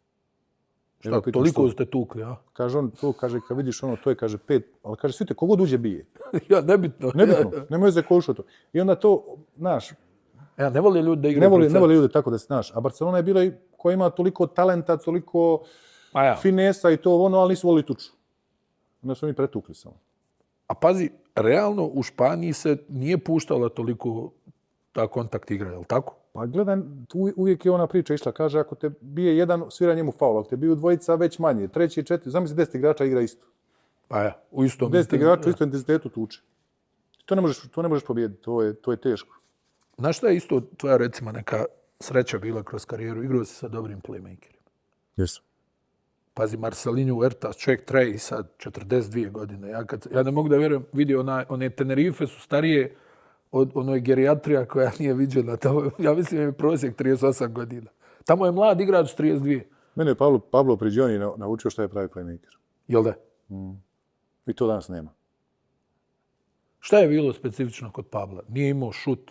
Nekako nije izgledao brzo na terenu, ali je to sve imalo smisla. Pa gledaj, ne bi se ja zove za konstataciju da on imao šut. Imao je Pavlo i šut i ulazi sve. Ja. Ali više volio, on bi dao kad treba da se da. Aha. Šta je on imao koševa za pobjedu isto? Jest. Navuče. Svi konta, on će tražiti da doda, on dođe na polaganje. Ili da ostane sam šutne za 3 poena. Sve, znači ja sam baš, jedan sam godine pravio jednu analitiku i to 2 godine koji je bio kod nas, sve krucijalne koševe on dao. Ozbiljno. Sve. I onda su to druge ekipe znale. I onda bi uvijek ostajali na njemu, zato on imao dosta onih pasova, iza leđa, ovako, onako, ili baci kroz noge, ne znam ni ja. Dosta je ti neke stvari mogao da radi, da baci pas, Tiagu, igrao dobro sa Skolom, ne znam ni ja. Kažu, moraš znati tendencije kad si play, jel tako? Luis Scola treba pola svojih para da da Pabli. Tiago pola svojih, znači jednu kao zove, trećinu treba da da Marcelinho, 1/3 Pabli. Stanko Baraš treba da da pola svojih para Marcelinho Huertasu. To je, razumiješ, to je tako. Ja to ljudima govorim, ja isto. Pa ja, pravi playmaker uvijek zna gdje da ti da loptu, jel tako? I kad da ti je da. To je to. I ti sad imaš, recimo, oni znaju, mi smo uvijek imali smo mene koji mogu da šutnem s vana, imao si ovamo kao za Igora koji je šuter, isto, ne znam, nije to. I onda si uvijek imao, ako slučajno pomogneš, bit ćeš kažnjen s vana. Da. I to je bilo teško braniti. Jel se dešavalo da kažeš, majstore, dodaj mi loptu, 3 napada mi nisi dao loptu? Nisi to smio reći. Ozbiljno. To je bilo zabranjeno. Jer ne bi te kao zove napadali trenere, bi te napade sa igrače. Aha. Tu bi se odmah sebičan. Jel da? Da, odmah kao sebičan si to, čeka svoje vrijeme. Pablo vas je hranio sve. On je tačno znao kad je gdje trebalo prekinuti da dava dole, kad je trebalo izbaciti vani, kad je to to čovjek bio čovjek organizator i to nije. Ja Duško se svima petljao, kako se zove, i Neven, svi su volili da kaže igramo, ne, Pabli uvijek bilo prepušteno 70% dana odluči šta je kako. Isto koji da pozove akciju. Da on pozove akciju i on to puno bolje vidi u ritmu i svemu nego trener. Ko je između njih dvojice bolji igrač? Marcelinho je kompletniji. Aha. Marcelinho je kompletni igrač. Marcelinho meni više baca na kombo garda nekog, jel? Aha. Dok je bio mlađi. Aha. Sad je više na Pablu baca, više je sad da gleda da napravi to. Svi znaju da može da koš, a kad znaju da može da koš, da kad je otvoren to, on će da podvali Šermadiniju dole, ne znam, nije drugi igrač. Kad su počeli za tebe da zovu akcije u keramici, Kahila, Boral, Basko, nije više, ne znam? Ja. Najviše zadnje 2 godine. Najviše zadnje 2 godine. Ja sam uvijek živio, recimo, tu moju 3. godinu bio sam, ja mislim, drugi strelac španske lige i bio sam ovako drugi, treći strelac Eurolige, nisam nijednu imao akciju za sebe. Nijedno. Nijednu. Živio sam od drugih. Ono, povratna lopta. Povratna lopta, ideš na skok, ne znam, trčiš Ništa, kontranapad. ni neki blokovi, Ništa, neki blokovi, ništa to. Tek drugu, ona je kao zove, kad je počeo da zove, ima ona 5 strana, ne znam, 2 gore da ja izađem, iz tagera, ne znam, i to. Uglavnom, tad su počeli za mene da prave akcije to. Ja sam sve do tada čekao svoje vrijeme. Jel? A ti stvarno bio specifičan, to sam rekao i negdje na početku razgovora, što si ti bio jedna od prvih četvorki, ako ne i prva, koja je šutirala one bekovske šuteve za 3 poena.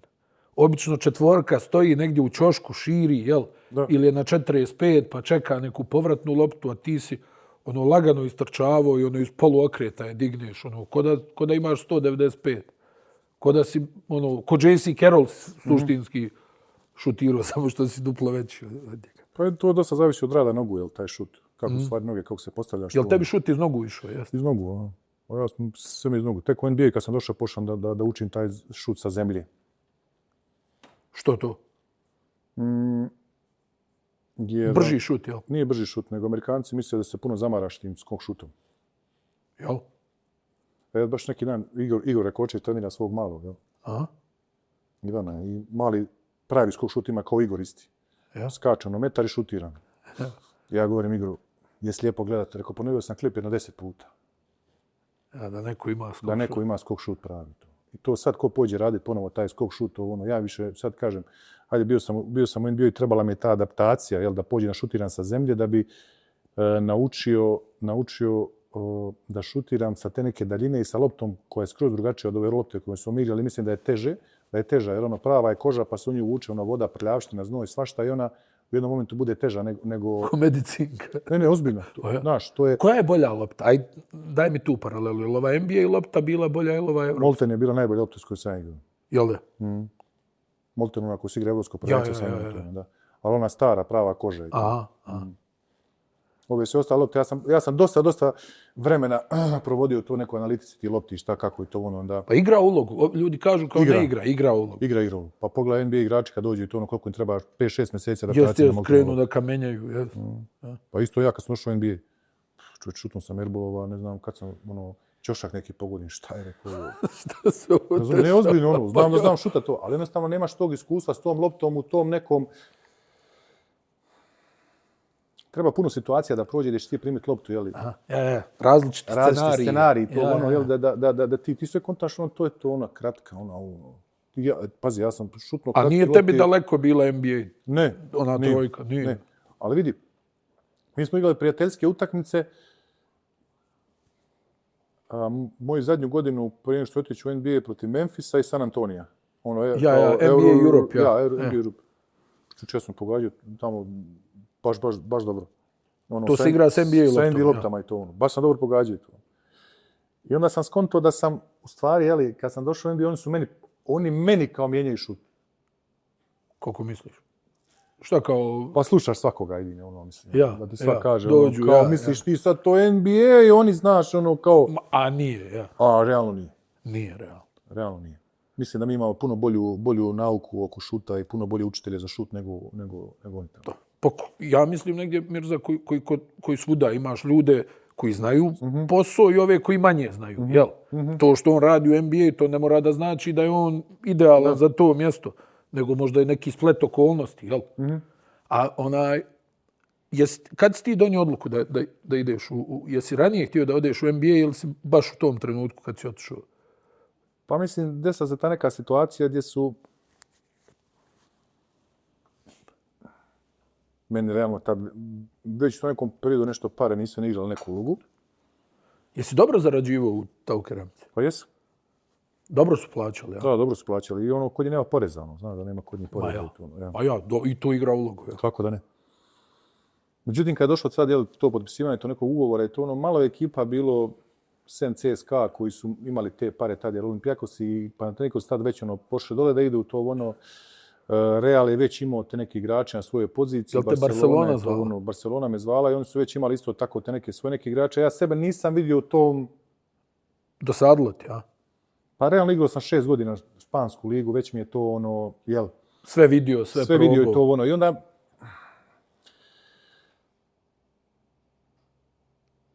Reci mi, je li bilo dok si bio u Tau Keramici, je li bilo ponuda da odeš u NBA? Ono ranije, Da, ali nisi htio. nisam htio. Ja sam, realno, pazi, dobio sam djecu tamo, kupio sam kuću, dobio sam ličnu kartu, postao stanovnik tu u Španiji, ne znam, ono, jel, Gdje si u Vitoriji kupio ja, u kuću? Vitoriji, sve ono, jel, tamo sam se već osjećao kao kod kuće, jel, sve mi je bilo, A realno lijep je grad. jest, miran, fino, za odgoj djece, fino. Ja sam se oduševio kad sam prvi put bio. Dosta parkova, ono, ljudi su fini. Čisto. Čisto, ima dosta mentalitet ko naš, ono, znaš. Ja. A bogat kraj, to nisam Da. znao. Jako bogat kraj. I oni su, ono, mene su, baš me cijenili, ono, pazi, to je rijetkost, ja recimo, to je mene vas da bilo specifično, ja, ono, svi su znali ko je moj auto. Ozbiljno. Ja sam ugostio na sred ceste auto, nikad policija napisala kaznu ili nešto. A vode računa o Da, tome, ja. baš ono... Znaš kako, meni je Španija najdraža zemlja u Evropi. Džaba, može pričati šta ko hoće. I ja sam svugdje bio i to ono, nešto sam bio... Ljudi, nekako taj život, realno. Mislim, mi smo Sigurno. svi prema Italiji okrenuti, znaš Da. sam, Italija. Meni je Španija bolja, džaba. Jest. Nema ružan grad, majke, to nikad nisam vidio. Eto i s Vanjom Marinkovićem sam pričao, ono, ti stvarno u Španiji, ja ne znam jel imaju dva grada da kažeš, pa ovo nije nešto. Gdje god odeš, lijepo izgleda. A realno blizu su, znaš, ono, ti nekako gradovi, sad ti kontaš, ajde, dobre su autoceste, dobre su konekcije avionske, sve imaju velike ono aerodrome da možeš da letiš, znaš, ono, sve povezano, vozovi, to, ono, sve povezano. Ono. A onaj, i ti sad, ono, iz Vitorije, jel odmah bilo, jesu polagali na tebe prava ovi naci, jesu? Ili je to bio dogovor neki? Nisu, ja nisi ti draftovan. Ja sam ono kao free agent. Mada sam trebao da budem, to je Miško nekako dobro napravio da ne budem. Pa ja, realno, možeš bolje ugovor potpisati. I oni kad su jeli, kad je došlo to pitanje, znaš, ono ići NBA ili ne, a Miško je bio, ja kao Miško je pravo, ono, kaže Miško, meni govori, mi nema više šta da tražimo, ovdje, šta ti je izazov? Pa to je tačno.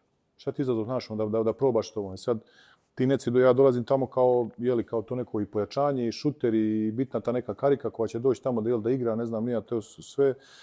I onda, hajde NBA, New York, prilagođavanje, ponovno taj neki život, tamo sve to, ono, to, hajde, ne treba pričati, to je razlika Vitorije. Znam se Vitorije, New York, ono, to je... Iz Jablanice, znaš, ono, ja sam uvijek volio te neka male sredine, ono, znaš. Pa ja, da se mogu kretati, ja. Da se čovjek može kretati to. I stvarno je, bila mi je ta godina, jela, adaptacija, došao sam iz Vitorije, gdje glavni igrač, ne znam ni ja, htio sam da ti kažem, Ajde, reci. za Euroligu, uvijek smo se ja i Igor, ono, pratili, on je bio prvi strelac, pa ja drugi, ili ja prvi, on drugi, ono, znaš, kao uvijek tu, ono, i sad, te godine oni su dali, Igor on je bio ono prvi strelac, ali on igrao samo do top 16, ja sam otišao od top 8, imao sam više poena, više utakmica i to ono, ali Euroliga odlučila te godine da daje, nema veze što nisi išao dalje, Kao ti daje se onome ko je dao najviše poena u regularnoj sezoni. Aha, ja. I onda ne osvajam ja tu, onaj kao zove, kao najbolji strelac, to ono, ajde, oduzimaju mi kao to. Ja meni mislim, ono, okej, jel, svi me znaju, sve okej. Dolazi Španska kao uz ove liga i sad Thiago bio jedne godine MVP, druge godine MVP, Fernando bio MVP i sad ja najbolju valorizaciju imam u Španskoj ligi. Ja. Ozbiljno. Ja, indeks, ja. Indeks to ono. I mi idemo sada, ja primam ono kao najbolja četvorka Eurolige, najbolja četvorka Španske lige, ne znam nija, ono, idealna petorka. Mislim, ono, oni tih. Ja, oni mali trofeja. Trofejčića oni. I sad, idemo i sad ja sam u autu, ja i Maja sjedimo i vozi nas kao uzve taksista u Madrid, tamo je to, bit će izvlačenje Eurolige i bit će ACB, počinje play-off i to sve, kao sve su to nešto objedinili.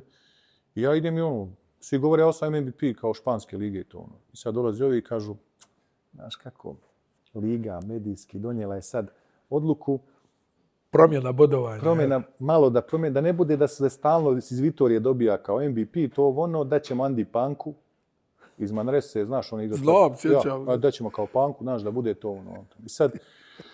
Okreni auta, vrati se kući. Ne, otišao sam ja to sve ono odradio, ne, znajući već da mene neće kao, znaš, neće mene kao izabrati ovo ono sve, ali ja već ono, kako bih rekao... Ja, kao nepoštovanje, jel? Aj nepoštovanje to ono, nego vidim da dosta stvari ima, odlučuje se kako ne treba. Aha.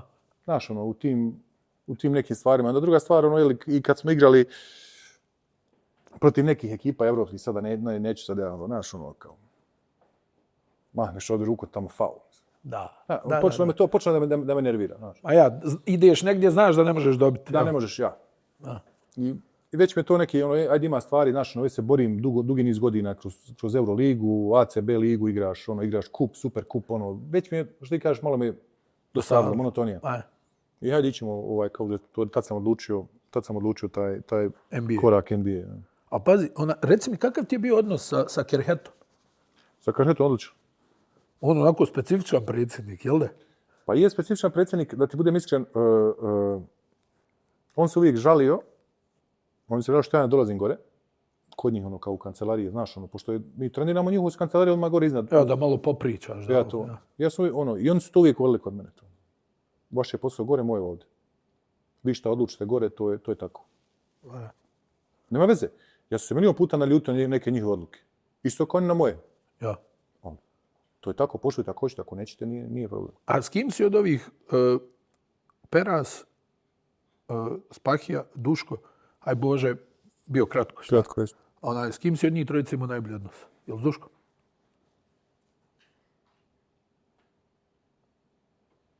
Sa Nevenom. Sa Nevenom, ja. Pa ovo što si pričao, Neveno, ima malo. Duško nema odnosa igrača. Nema, a? Ne. Šta, ništa te ne pita, jel? Ne, ništa ne pita, mislim, gledaj. Duško je vojnik. Samo, aha, ja. Duško je vojnik, to ti je vojni režim, tako je. Teren, to je to. Ti pričaš na terenu, možemo mi poslije isto ja sa njim na ručak i to sve okej, ali nemaš... on ne želi da se veže za tebe. Aha. Jer shvatio je to čovjek, to je sasvim normalno. Profesionalizam. Kroz svoju karijeru igračku, kroz ovamo bio je kapitan ekipe tamo negdje, cijenio Jugoplastiku, vodio Jugoplastiku, više nije Jugoplastici, to se mijenja, znaš, nemate više neke... Ja imam problem lojalnosti. To, jel? Ti voliš to, ja? Ja to volim, ja imam problem kada vučem nečiji dres. I ja to volim, da. Ja vučem nečiji dres, to je to. Ja mislim da je to velika stvar, biti lojalan, ja. Ja sam, završio sam NBA karijeru, desno što mi se desilo i to nisam suze pustio. Kad sam otišao iz Vitorije... Plako, a? Nisam bio dobar nikako. Ozbiljno. 100%. Jer ja sam to srcu prihvatio tu ekipu i to je to. Ja, ko kuća moja. Ko kuća, to je to branim i to je to. Jel se čujete vi igrači i dalje? Da, čujem se Brad Oleson, Marcelinho, Thiago, Pablo, ne znam ja, čujem sa tim igračima. To je baš nekako familija bila. I znaš što je karakteristično, jel? Ipak, ostali ste dugo na okupu. Jesu. Što danas, ja mislim, se rijetko dešava, jel? Danas mijenjaš... Danas... Aj možda Olimpijakos je lako neki da zadrže igrača, ali danas je to 6 komada odmah, jel? Naredna sezona, 6 novih. Ovo, novo. Zato je kao zove, gledamo NBA isto obala gledanost i opa će svugdje gdje tako bude odnos prema igračima i igrači prema klubu. Tako je.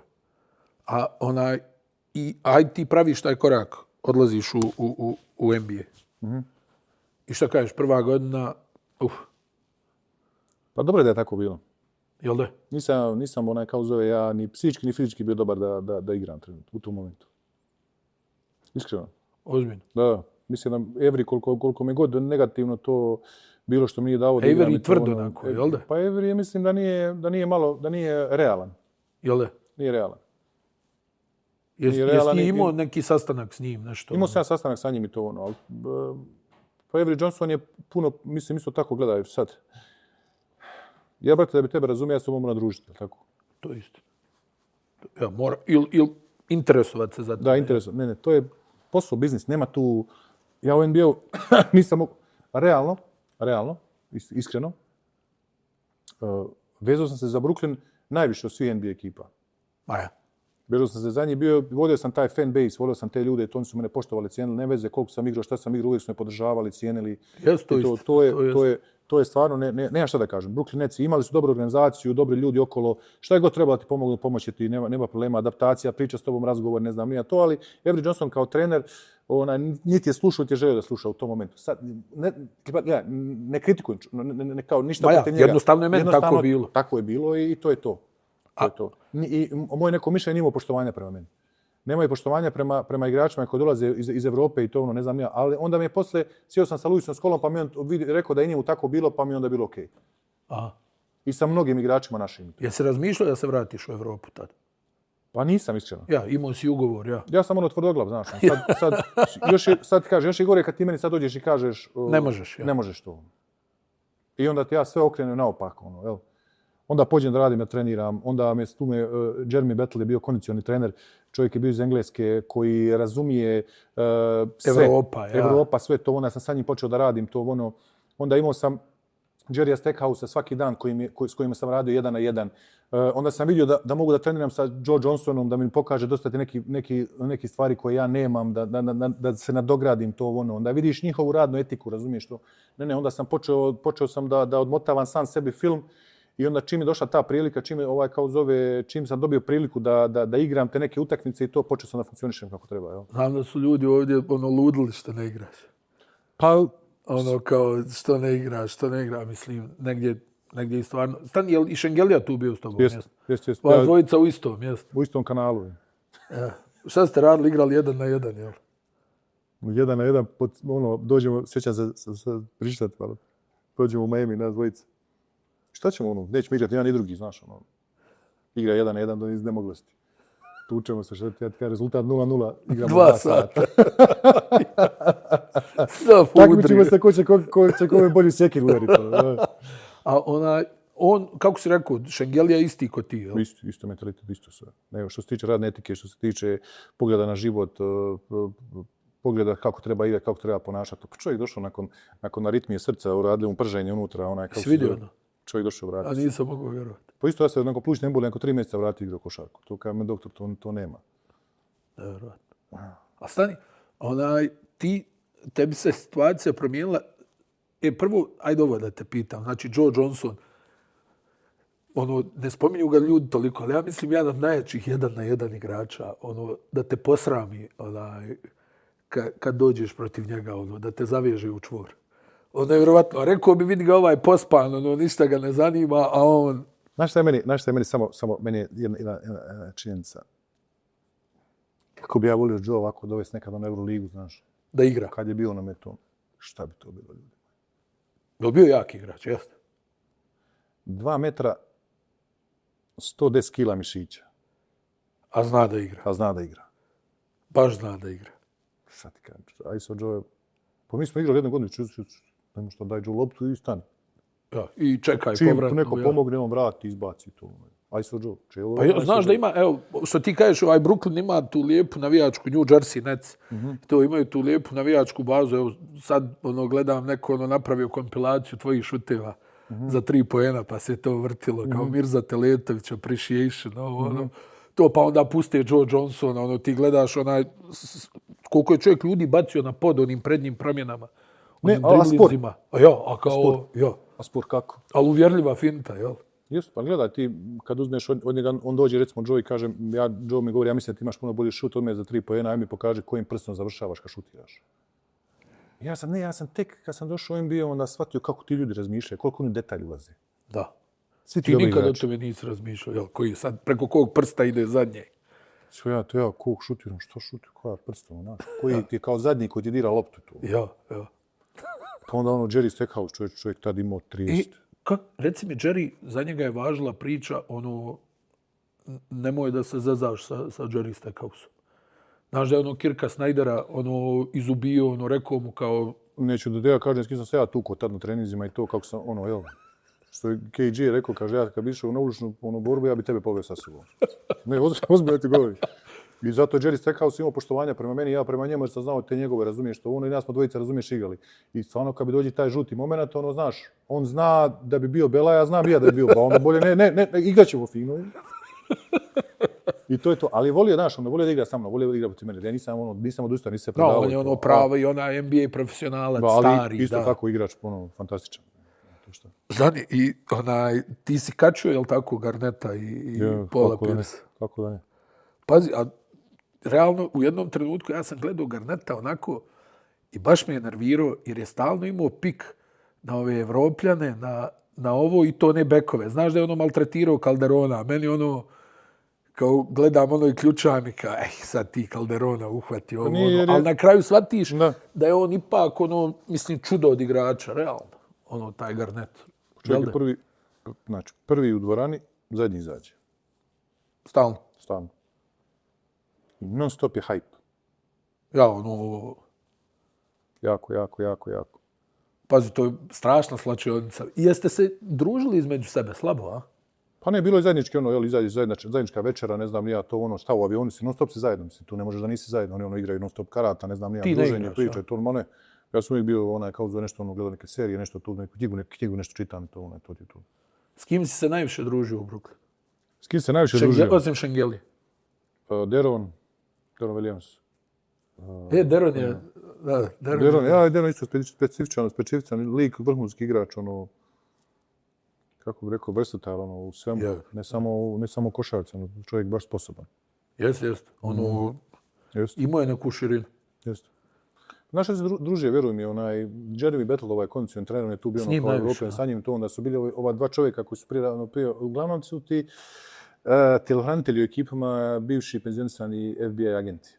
A, pa s njima, ja. Pa onda su oni sa njima, ali su bili jako interesantni, ima je dosta ono, naš priča, onaj je bio ovdje, onaj je bio onda radio dosta, znaš, ono... Pa ja, čuješ svašta. Ja, čuješ svašta, ono, ali ono, sa Chris Humphreysom, recimo, ono, druži se... Da. Andrej Kirilenko, ne znam, ja i to. Ja bio i Ne, ali ti sad kad zamisliš koji sam ja igrače potrefio, ma nemoguće to, sad ti kažem, nemoguće, to je od Dejana Bodiroge, ovamo, Tomaševića, ne znam, nija, svi ti neki igrača, ono, legendarni jelik, pa okreneš ovamo do Amerike i to je. Promijenilo se kad je Kid došao, jel? Kad je Jason došao, tu kreće onaj tvoj nekako... Pa ono, J. Kidd je, kako bih rekao, razumije onaj, kao zove, razumije košarku, ali je isto tako brutalan psihološki. Jel?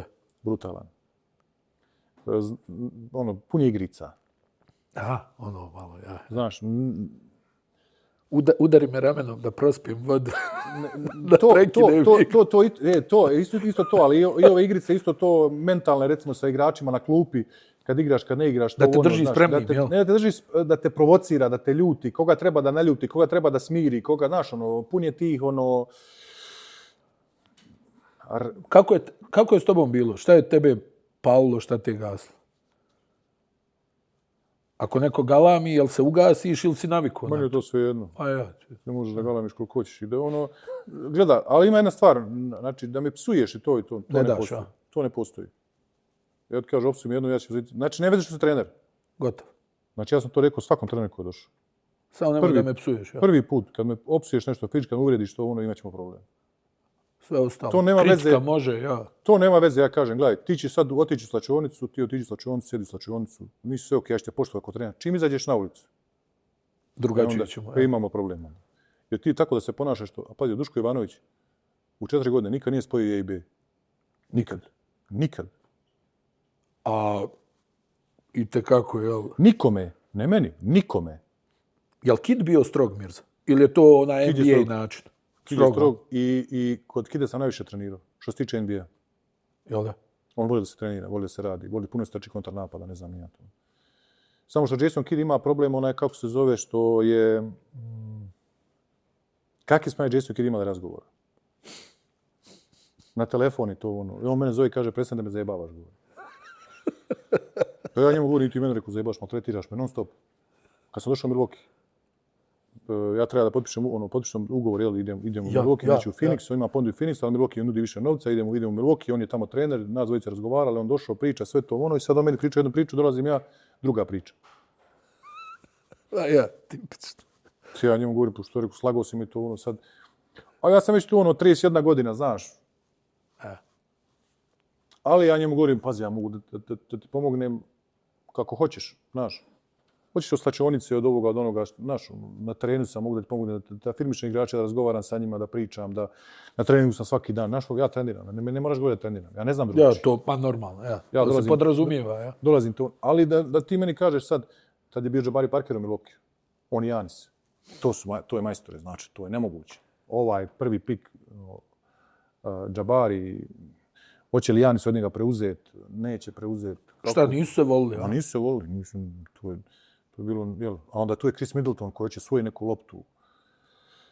I sad, Razumiješ? Šta si ti sve zakačio? Šta? Ne, ali to ti majko, kažem, to je naš, ono, ja njemu govorim, to je, ali ja nemam, ja više nemam tih ambicija da ja Da se nešto, namećem, da se ja. nešto namećem i to ono. Ja sam taj koji sam. Kaže on, treba da budete, ako je trening, kaže, u 9, vi da ste u 7:45 u dvorani. Ja kažem, što? A trening im je svakako od 9 do 1. Ja. Šta ću ja da radim tih sat i 15 ono, jel?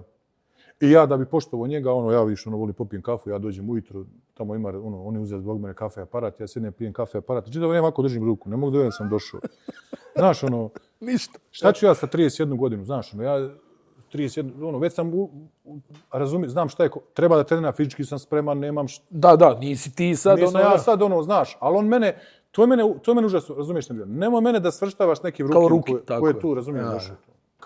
Kao mi smo svi isti, nismo svi isti. I ja sam uvijek, i sad, i njemu se nije sviđalo, Jason kaže da sam ja uvijek otvorenu priču. Ja sam svim trenerima otvorenu priču.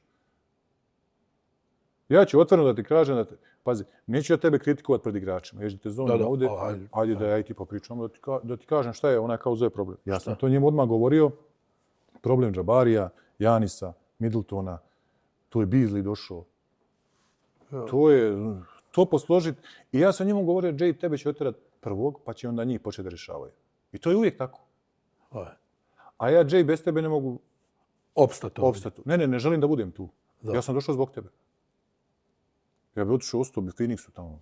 Realno. Sa Watsonom i to ono sve. Ali ti si me zvao, ti si rekao da dođem, da hoćemo da se borimo za prvenstvo. Ja kao ne možemo se ovako boriti.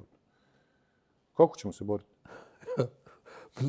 Ekipa ne funkcioniše. Ne funkcioniše nikako, ne. Ali ja sam to znao od ranije iz slačionica šta treba da bude, kako treba da bude to ono. Znaš, Da. I čim vidiš to, jasno ti je da je gotovo. Ja. I sad ja pokušavam, sugestije, normalan razgovor da pričaš to ono, ja sam poslije dobivao i ponude od NBA ekipa kad sam završio karijeru da budem nešto u uredu, da dođem, da budem potpredsjednik, da budem ovo, da budem ono, da bi radio te neke, razumiješ, poslove. Ja sam znao šta je, ja znam šta je to. Realno ja kažem, gledaj, bi mi sad platiti nešto sam ja radio džabe dugi niz godina u svim slačionicama, je li tako? Što i nije loše. Janis dolazi, treba da potpiše, hoće li potpisati za Nike, za Antu, za Pumu, za... To su mladi igrači. Jedno menadžeri govore, drugo, treće, ne znam ni ja to. Jabari Parker sa Jordanom. Treba da bude taj neki next franchise player, ne znam ni ja to. Ono neće biti ozljeda koljena. Jel on, kad si ti došao, njemu već puklo koljeno? Ili je to poslije bilo? Njemu je prvo puklo prve godine. Ti si bio tu, jel? Ne. I ja dolazim druge godine. Kad se oporavlja i ponovo počinje da igra. Vidim kad čovjek počeo da igra. I ono nisam vidio. Ovo nije isti čovjek. Ja mislim da je neko uzeo njegovo tijelo, kunem ti se. Ja ne znam šta se, vjerujem ovo Partizani, ne znam šta se dešava. Ovo neko uzeo, mislim to nije isti čovjek, jel? Ti kad gledaš ono... Gledaj, znaš kako je to? Ne, hoću da ti kažem po onim pokretima i ono, jel, ono, to je... Isto što ja mislim... ostario 40 godina. Isto što ja mislim da nisam igrač za Barcelona i Madrida, recimo. Nisi? Ja, nisam. Što? Pa zato što ja volim da igram 35 minuta. Pa tamo se igra po 14, 15, 16. Uđi, izađi, ubaci iz presjecu, znaš, iz presjeku te, to ne znam nije. Ako ću igrati da igram 10 minuta kontinuitetu, onda sjednem i to je to. Kako gledaš na to? Molim te ovo danas, jel ti to normalno ili nije? Danas, nego, to je u tvoje vrijeme bilo, da si imao ove timove da igra 10 ljudi po, ne znam, što ti kažeš, 15-7 minuta. To ne voliš? Ne volim ja to. To za mene ne... Daj trojicu udarnih, jel da... Kako zove, ovi igrači, svi koji su osvajali Evropu, koji imaju najviše titula i to ono, sve igrali su vaza trojica koji igraju po 28, 30, 32, 34. Bodiroga nije igrao 15 minuta. Jel? Koliko igra Mike James? Koliko igra Panter? Da. A oni koji će da osvoje, ima igrače koji igraju, trojicu igrača koji igra po 30 minuta. Tako je. Ovo kao nešto štedim igrača, za šta? Kendrick Nunn ne izlazi iz igre, jel? Za šta ga štediš? Kao za šta? Pa nećeš doći do play-offa onda. Jel bilo u tvoje vrijeme kad šutneš 4-4 trener te zamijeni? Ne. Nije. Oni ovdje pokušavaju šta rade sad. Jesi vidio to? Što je užasno to. To užasno. Ja kažem, ne može se gledati. Vidio. Da ne bi slučajno on imao 20 poena, razumiješ? Da ne bi imao prosjek neki 20 poena, on njega mijenja čim da 10. Jesi vidio? I ohladiš igrača 10 minuta i onda dođeš četvrtinu. Haj sad opet. Si lud, ko to može? Ko to može? Ko da je to ono ko da staviš u džep pa izvadiš, jel? Pa koliko igra ovaj NBA igrači glavni? Pa ne izlaze iz igre. Pa realno. Pa šta glumi ovi, šta su ovi sad neki izmisli, sad neku novu košarku i to, šta je to, ne da se gledati. Jeste. Vjeruj, mene je užasno to. Jeste, stvarno. Mora igrat glavni igrač 30 minuta, najmanje. Moje mišljenje. Sad. To je i moje isto mišljenje, ali sad ti kažem, ali ti sad... Vidi, kad vidim, ali evo, da ne navodim sad primjere, gledao si ti to. Čovjek šutne za četvrtinu 4 trojke. I ovaj ga. Ja prenosim utakmicu, meni ovako padne. Ono, aj rekao da... Šta, pa naravno bilo bi kad vidim, hrani ga, kaže, još mu daje. Da, još. Kad fuliš 2, onda hajde, odmori se. Pa ja igrao u kontinuitetu 24 minute kod Jay Kida kad sam one trojke pogadio pa ti Dallas. Ne da mi čovjek da izađem, ja ne mogu više. Ne, kad dajem mu sve dok ne promaši. Pa to je to. To je, sad ti kažem, ti sad zamisli, ja im govorim, pa stani malo. Koliko igrao Diamantidis kad su osvajali Ma prvenstvo? da, mislim to. A? Pa svi ovi. Koliko je Batista igrao? Koliko je Spanulis igrao u Olimpijakos? Koliko je Spanulis igrao u ili Printezis, jel? Printezis, jel? I što, Koliko je Navarro igrao u Barceloni, evo ako ćeš, jel tako? ja uvijek kažem, ja volim diskutovati, polemisati, ok, evo da ti sad meni objasni što se sada mijenja put koji je bio odličan prije, sad odjednom nije to. Tačno. Pa ja. Kao hoću da imam 12 dobrih igrača u ekipi. To je nemoguće. Ja mislim, ne znam. I znaš šta mi isto nije jasno, majke, gledaj. Neki dan sam slušao Tepića, Veličkovića i ne znam ko je još bio. Tripković. Bravo. Svi djeca Partizana, ali tako? Ja. Peković, Veličković, svi oni koji su igrali za Partizan, Veseli i to. Sve djeca Partizana, ali tako? Jeste. Ljudi došli na Final Four, do top 8. Takmičenje Euroligi, maksimalno top igraju sve, prvaci ovdje. Gdje su sad ta djeca? Što sad te djece nema? Ja. Još čudno. Ja mislim da talenta i dalje ima. Pa šta potrošit će, ja sam sad potrošiš 100 miliona za 5 godina i ništa ne možeš. I ne možeš. Ja. Nema jednostavno, nemaju strpljenja više. Pa evo vidi u Španiji, evo, jel, ni Real više, ni Barcelona nemaju onaj nukleus Španaca koji su imali, jel tako? Ne. Evo, aj dobro, vi ste malo drugačije bili složeni, ali opet ovi Latinoamerikanci, oni imaju taj mentalitet, znaju taj mentalitet. Dugo ste bili na okupu, pričamo ta u keramici. Pa Unikaha imala odlične španske igrače. Jeste. Berni Rodriguez, Carlos Cabeza, Sova i onaj, kako se zvao onaj ljevoruki, onaj četvorka. On je iz Venezuele, onaj, kako se zvao? Zaboravio sam, nema veze, onaj s bradom. Znaš na koga mislim? Da. Ali onaj, bilo ih, ili dođe, ne znam, Fran neki port. Vasquez, ne znam ja. Pa Fran Vasquez. Čovjek nije htio u NBA da ode. 11. izbor drafta. Ono nikad nisam vidio. Ja u nesvijest padao, rekao, šta je ovom čovjeku? Što neće da ode? Ali onda skontaš, vidi. Nije loše ni u Španiji da živiš. Vjeruj mi da nije. Što ti kažeš, nema poreza. Barem ga tad nije bilo, sad je malo pojačan. Ali gledaj, ko je danas prodao igrača i dobio veliko obeštećenje? Pa malo ko. Eventualno za NBA ako ga zapakuješ. Ali to nije ogromno obeštećenje. Tu imaš ono propisano obeštećenje i onda neki možda dogovor s igračem da mora da plati. Ja mislim da je u 3-4 godine ta u Kremku uzela 20 miliona na obeštećenju. Bravo. Pa gdje neće na te. Sad nema toga. A platila je možda 3. Možda 3. Jel, nađeš tamo onog u Brazilu, Tiaga Splittera, jel bi ti sine igrao košar? I to više ili ti dođeš iz Ostendea, jel? To sad Miško radi, samo Mega. Jeste. Pa sad kad pogledaš, evo gledamo gdje su Mege, su dobio po 50-60 razlike. Ovi mlađe kategorije, jel? A reci mi ovo, znači ti kod Jasona Kida u Brooklynu, na šta sam te u stvari htio pitati? Jesi ikad igrao s Tremu? Jesi imao Tremu ti koji igrač? Ne? Uvijek. Uvijek? Stvarno? Uh-huh. Kako si imao Tremu? Jer nisi djelovao nekako bojažljivo na terenu. Gledaj, ljudi te plaćaju za nešto odgoj, stvari odgoja, kad je Trema u pitanju. Ljudi me plaćaju za nešto što ja treba da donesem na teren, a šta ako ja to ne donesem? Aha. Više da neću ispoštovati predsjednika, trenera, ljudi koji vjeruju u mene i to ono sve, nego da li ću... Lično je to. Lično ja nisam što se tiče toga, ali to poštovanje prema tim ljudima i to koji su mu kazali... Ja, osjetiš neku nervozu. To da sam neku nervozu, šta meni 22 godine, ti meni nudiš, ne znam, nija neki milijonski ugovor na 6 godina, ne znam, nija to, ja dolazim tu sad i šta bi ja sad trebao tebe... Ti svi navijači vjeruju u mene, dolaze, gledaju utakmice, dođe 20.000 ljudi, gleda, ja sad da ih razočaram. To me više bilo, da ne osvojim ništa. Da odbraniš svoje ime i prezime, ja.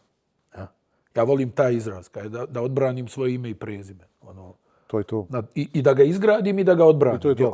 Ali sam posle tu tremu sam sve više, kako bih rekao, neutralizovao je na taj način da ću sve od sebe. Pa šta bude? Ja vam kažem, ja ću sve dati od sebe. Ja. Ne da ću dati koš. Aha. Tamo onom glavnom igraču podapeću nešto ću raditi. Znači napravit ću nešto da je da znači da ćemo mi pobijediti, da ćemo doći do pobjede. To nema veze, daću 4 poena, ali ću imati 15 skokova.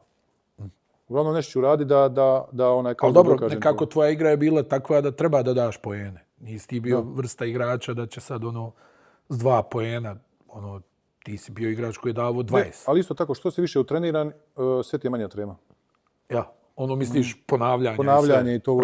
Radio sam to već, to je moje što radim i idem. A reci mi, onaj čuveni, duel sa LeBronom Jamesom, šta je tu bilo? Pa, to ti isto, on je Kirilenka prije toga napravio neki faul jak na Kirilenku, ja sam to kao zove vidio, kao odgurnuo ga kako sam ti našao, kao jak sam, mogu to, da sam ja napravio faul na njemu, ja sam realno išao da ga uhvatim, Ja, da mu ne daš da šutneš. Kako se čovjek ozbiljno sliznuo, mi razumiješ, ruke, to i sad, on se okrenuo kao, on bi nešto, da se tuku, znaš to, I ja kontam, a prije toga je bio jedan ekses, mi smo imali u Bostonu, gdje se Chris Humphrey zakačio sa Rajon Rondom, sjećaš se? Aha. Kevin Garnett, nešto je bilo to, I sad, ja sjećam, ja čovječu, ustao i ušao na teren. I gledam šta se dešava, ne idem tamo. A ovi na tebe. Ja. I sad, čim sam ušao u teren, to $15,000 kazna. Da. Sad kaj kontam, ko će NBA da se bije? Odmah 5 utakmica suspenzije, milion na glavu. Milion, ba je. Kad se rekao biti, sad govore kako tuče se i to, ne, meni smiješno bilo to. Ne, ozbiljno, ja se smio, na kraju to, meni smiješno bilo to. A pazit, ta godina sa Jasonom Kiddom, to je realno i tvoja ozbiljna produkcija bila, napadačka i ulogu si dobio. Ja sam negdje dobio informaciju da će tako da bude. Sam negdje prije sezone čuo, kaže, dolazi Jason Kidd, Mirza će da ima ulogu. Pa on je kao za čime došao... Tako su mi rekli ozbiljni ljudi koji znaju tematiku u Brooklynu.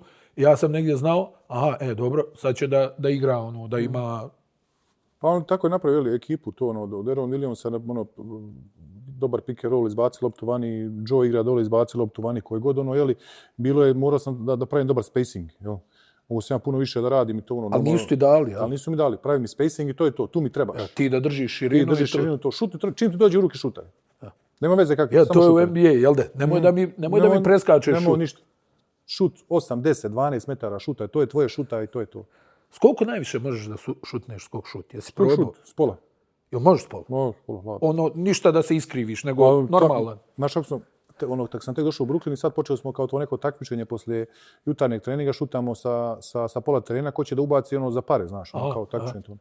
I sad prve dvije utakmice, ja skok šut normalno, ko kap. Sad oni gledaju, ništa nije jasno, razumiješ? Sad oni kontaju, ja to jednom to Ne, ali ja sam uvijek radio sa medicinskom loptom, šut ispod, kako da ispravim šut, da držim pravo i to, Uvijek sam radio na tome da šutam iz noge, mora ti kor bude jak, za šut, svašta nešto. Tako da sve se to trenira. I reci mi, dešava se sad u Brooklynu, to je gostovanje protiv Clippersa, jel tako? I šta se dešava tu? Ti se nešto osjećao loše, jel? Pa, osjećao sam se ja loše već ranije, kad smo igrali protiv Sakramenta, utakmicu. Bili smo Washington, pa Sacramento, onda smo išli da igramo protiv Clippersa. I u Washington se odigrao dobro, Sacramento 18 poena, 11 skokova, dobro odigrao. Ali nešto nije u redu. Ali vidim ja nešto kao diše, kad ti je hladan zrak, pa te kao pržite, u plućima i to. I vidim da se više zamaram. Kao više sam umoran to. I sad dolazim, sjećam se, ulazim unutra i sad šutiram neki šut iz kornera. I trčim nazad, ko ima me, nema me. Ne znam kako ti objasnio. Ko da se gubi slika. Ko da se gubi slika, to I sad dole ispod koša Blake Griffin i ja hoću da ga fauliram, čovječe, i nemam reakcije u rukama. Trepere ruke. Kao ne, do ovaj dio šaka. Nemam nikako osjećaja. I okrećem se prema onome, kako se zove doktoru, taj Tim Walsh bio, ja Timu govorim, rekao, nešto nije okej. Ja. I sad on mene kao zove gleda i sad ja dolazim do njega, a on pita me šta je. Ja mu kažem, ne znam, tim gubim se. Kao hoće da se srušim, znaš. Kao, nije mi dobro. Nije mi dobro. I idemo nas dvojica prema tunelu, ulazimo u tunelu i jednostavno pođe se gasi. Šta kreneš u nesvijest da padneš? Gasim se, ne mogu da dišem, ne mogu da kažem ništa, znaš, kao... Uđi da progovorim, a nemam zrak. Ništa. Kao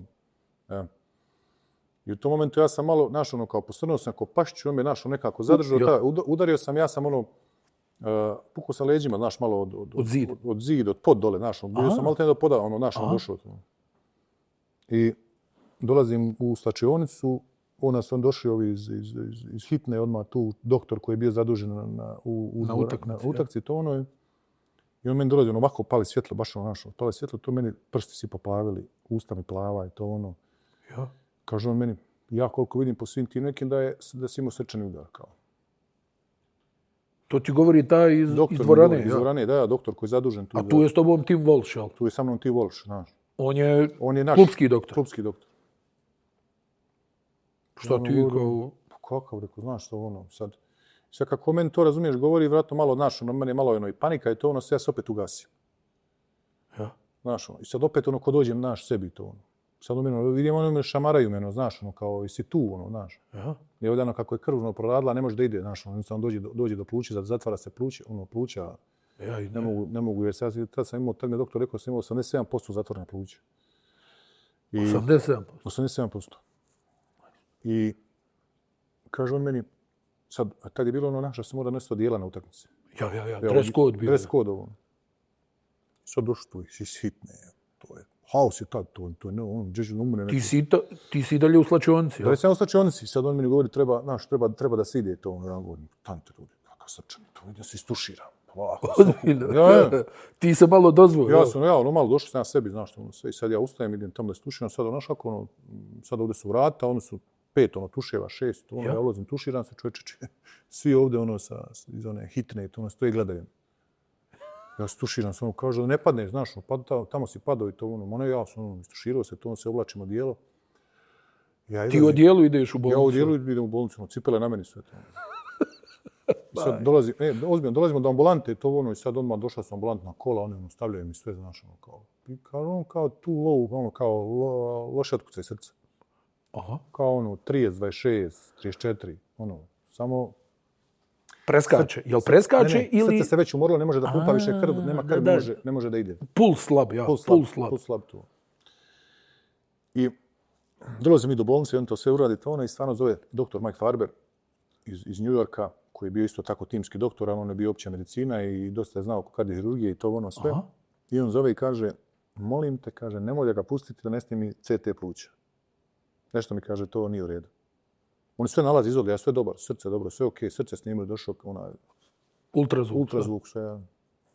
I ti si dalje u bolnici ja sam u bolnici tu u Los Angelesu, što je, ja kažem, kad te Bog pogleda, najjača plućna bolnica u Americi je tu, preko puta dvorane. Što kaže, bukvalno. Kad te Bog pogleda. I ta su 2 telefonitele već, pošto su mi prijatelji, Fred i Robbie. Oni su s tobom? Oni su došli odmah tu da vide šta je. I kaže doktor, ma neće, kaže, biti nalaz još gotovo za 2 sata, CT ovo. Jesi ti već uradio CT? Već sam ja uradio CT tu. A šta, Farber traži da i njemu pošalju u New York, jel? U New Yorku isto njemu da pošalju tu. I sad on meni govori, imaš 2 sata, ja kažem, ko će čekati 2 sata, da ići u hotel, gladan sam nešto da pojedem, razumiješ to. Sad on pita doktora, kao mi smo ga sve pregledali, on je u redu, što se tiče naš klinički... Nisi životno ugrožen. Nije životno ugrožen, ništa to, ništa. Ja se obučem i mi krećemo, čovječe, nama je hotel sad, ovdje nema milja i pol, što bi rekao, 3 kilometra, da prošetam. A meni treba malo da glavu raštetimo od svega. I ti šetaš? I ja šetam, čovječe, hodam i prelazim preko semafora, oni prelaze, još čovječe ne mogu da je prati. Zadišem se. Šta kao, stante, Jo, kao polako, polako. I sad mi polako idemo, došli ja do sobe, sve. Pješke. Presvuko se ja, kako se zove, u hotelskoj sobi, sad zovu me roditelji, vidjela su utakmicu, to pitaju šta je bilo, to sve okej, vato neko... Ja, nećeš ni njih da plašiš, ja. Nešto je, vjerovatno, ili sam umoran, ili sam nešto, tamo. I ja naručim, sjećam se, nešto malo, jedem to, i došao cheesecake.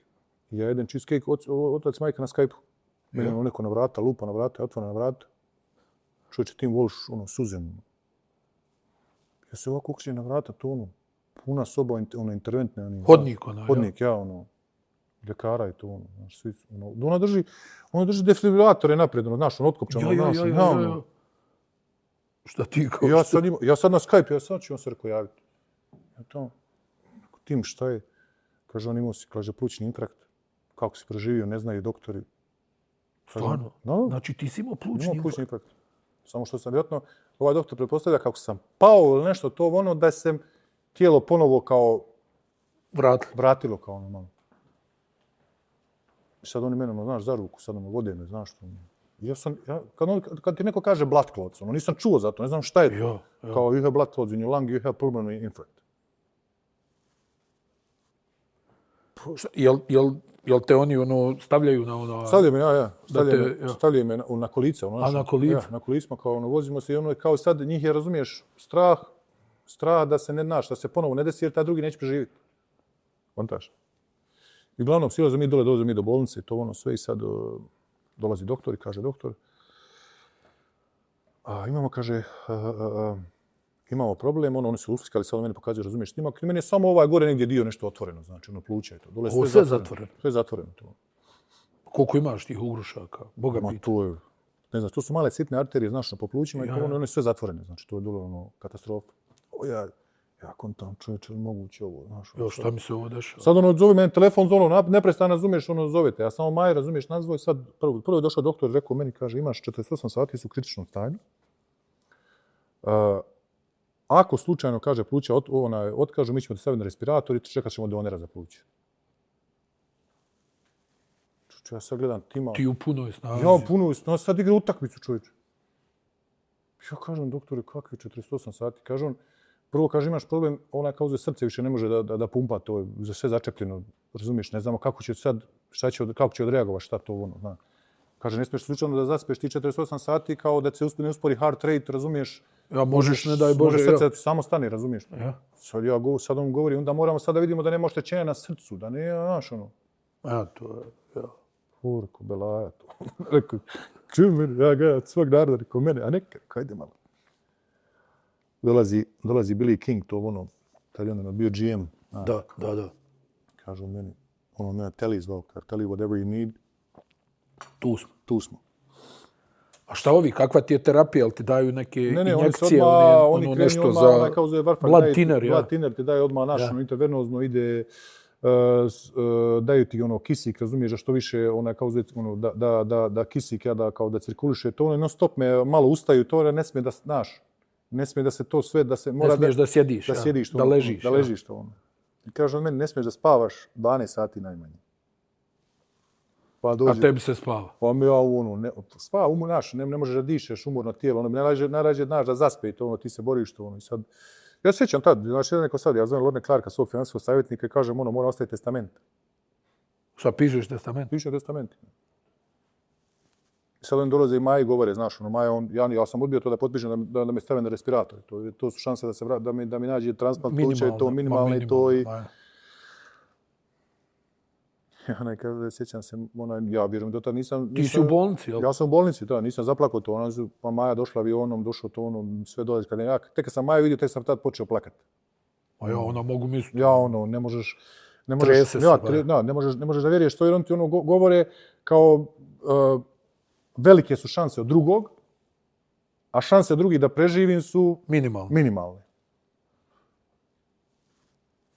Nevjerojatno, sportista u punoj snazi. Najjača scena. Sad, pošto sam ja tu imao naviku da volim da zapalim kubanku ili cigariju neki nešto ono. Ja. Sad, prošlo je to već. Počeo sam ja ono, kao srce ponovo počeo da radim normalno, kroz te blatinere, ne znam nija. Ja, kroz ono, proradilo je, razbili su te ugruške. Razbili su te ugruške i to ono i sad, ja sam već drugi dan u bolnici, razumiješ, tu sam, ležim i to ono, Maja je tu ono i sad. Ne smiješ i dalje da spavaš? Ne smijem dalje, sad ne smijem ja spavati, sad sve ide ono kao normalno, oni mene kontrolišu i to ono, ali to je sad, jeli, ko nije imao tu plućne boli, to kad pođe da ti, oni nestaju sami od sebe, zato što je krv razređena, nije to ništa kao... Maja. I sad, to, brate, to kralju prži unutra, znači ja to te mogu opisati. Znači, to su boli te svugdje te boli. Znači, to je haos, razumiješ? To je isto ko otvorena rana unutra, znaš. I ja, kako se zove, ja sam skonto tu kad sam ulazio da ima tabako shop, znaš, da negdje blizu to. I ja onako, sve na meni, znaš, oni aparati, to sad je onaj wireless, nešto ja ga, otkucaj srca, znaš, sve to. I ja sad onako, gaun, ona haljina, bolnička haljina, to na mene neke tajice, nešto to gore sam go i ja kroz čitao bolnicu držim bura, samo da me dođe do tabako shopa. Ja čitao vrijeme samo da je zapaliti. Nemam ja tu, nego mi je kao... Da smiraj neki, pregazio sam to. Razumijem. I ja dolazim u park neki dole ispod Čuči, to je panika u bolnici, tražem, ne znam gdje su. Nisu niko mi javio ni ništa. Samo krenu. Zovu oni Maju, kaže meni Maja, znam ja gdje je on. Ja dole u parku kupuje cigare. Kaže mi, ja dolazim se ovaj doktor dole. Kaže, sad si ima plus ne bolje. Dečko, šta je s tobom? Ja mu govorim, šuti, rekao, doktore, ko ovo preživi? Rekao, kad sad oni meni govore koje su šanse bile, 1 od milion da preživi. Stvarno? Ja, to je, vjerujem, nisam uopšte znao da je tolika drama bila. Ja šta je? Ja sad ti kažem, on meni govori, to ovo što si ti preživio, ne znam, on posle on meni govorio kao, pisat će oni kao u tom nekom protokolu. Naučni rad, kao kako je to našo. Jako srce bilo, jako tijelo, razumiješ to, nekako prihvatilo. I stani, ti jesi ikad saznao što ti se to desilo ili nema objašnjenja? Pa ima, prešao mi auto preko noge. Stoje se krvni grušak u stopalu i prešao gore u list i iz lista kao zove stoji tu. Kad ti je prešlo auto? 3-4 mjeseca. Da, pričat ću ti. Bio Sarajevo film festivalu, bila gužva, auto, naišao Audi A3, prešao im preko noge. Ljeto prije toga? Ja, tokom ljeta, u restaciji kad sam bio. I tu? Da. A nije moguće. Da, ja sam, pazi, meni je noga bila poplavila, sve to ok, ja sam odigrao sa reprezentacijom, to što sam odigrao, to došlo tamo, bio sam ok, samo treba vremena, razumiješ, dok je taj užak se razvio u stopalo, povukao, došao u list, 14 senata bio u listu. Jel ti prošla Modrina? Ja igrao protiv Holandije, utakmicu. Sutra dan igrao. I to je bio razlog? To je bio razlog. I stani, ti si onda tretirao to, ti odlaziš u Phoenix, jel tako? Ne. Ja sam ostao u Brooklynu. Ja? Ja sam se vratio u play-off protiv Atlante igrao za 3 mjeseca. Jesi. Kaže doktor, to je nemoguće. Jel te bilo strah? Vidim. Jer pazi, kad uzimaš ovo za razređivanje krvi, ti znaš lakat... Neki udarac, nešto to. A vidio. Meni najveći mi je problem bio to što me prži u plućima. Jer pluća u tom momentu oni su kao zarasle. Sad kad ti rane zarastu, one nisu stretched, kao nisu... nisu elastične. Nisu elastične to. I sad ti kad dišeš i sad dižeš kapacitet pluća, non stop razlačiš te rane unutra. I to prži. To prži katastrofa. Toga me je bilo najviše strah. Imao sam par puta napad panike. Navečer mislio sam da će ponovno da mi se desi to. Pa sam išao u bolnicu, pa ljudi snimili. Nakon 14 dana nisam imao jednog krvnog uruška u plućima. Nakon 14 dana? Nakon 14 dana. Pa jo, jak organizam i to.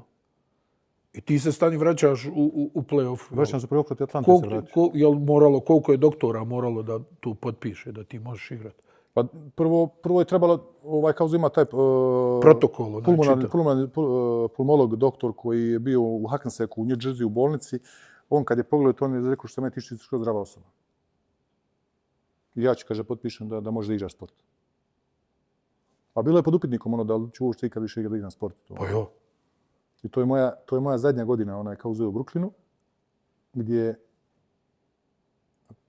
ja sam samo želio da vratim, da pokažem da se, jel? Da si okej, ja. Da sam okej to Međutim, niko nije to vjerovao. Nikad sam i odigrao play-off to svi su bili, zato me Brooklyn nije ni potpisao dalje. Plašili se, ja? Bez obzira? Bez obzira to sve nije bilo i strah, jer oni su imali 100% uvid u sve šta se desilo i nalaze i sve živo, jel? I analize doktora i priče doktora. Jedan od 10 doktora je potvrdio da mogu, ti ostali 9 nisu bili zato da se vratim tada. Stvarno? Da. Bez obzira što si zdrav? Bez obzira što je zdrav. jer mogućnost kao drugog tog ne znaju da li... Oni su radili kolo Doppler, ono, znaš, svugdje to ono, ali da li... Vena i to ono sve. Oni su tad skontali su da je u nozi tad i to je sve riješeno. Taj nestao u nozi, krvni ugrušak, sve je to otišlo, sve je bilo čisto i to ono sve, ali su oni opet bili skeptični, jer za napor srca, ne znam ja, sve to, da li će biti neki problem. Da li može izdržati? Da li može izdržati to, da. A Phoenix, kako ste oni potpisali? Je li opet tu bilo ovo nešto peripetije, ovo zdravstveni karton, ovo ono? Ma to je bio haos, to ljeto je bio haos. Prvo, ovdje se zahvalim Željko Bradović, on mi je prvi zovat i ovdje potpiše u Fener. To je ono... Jesi razmišljao o tome? Pa jesam, iskreno jesam. Ne zbog novca, ne zbog nečega, to ono sve... Htio sam samo da dokažem da mogu da igram. Jel? I onda isto Vlade Divac ispod korektan. On me zvao u Sakramentu. Samo što su mi svi nudili dugogodišnji ugovor. Kao da potpišem 2-3 godine. Ono. Jo. A ja nisam htio zbog salary capa koji dolazi.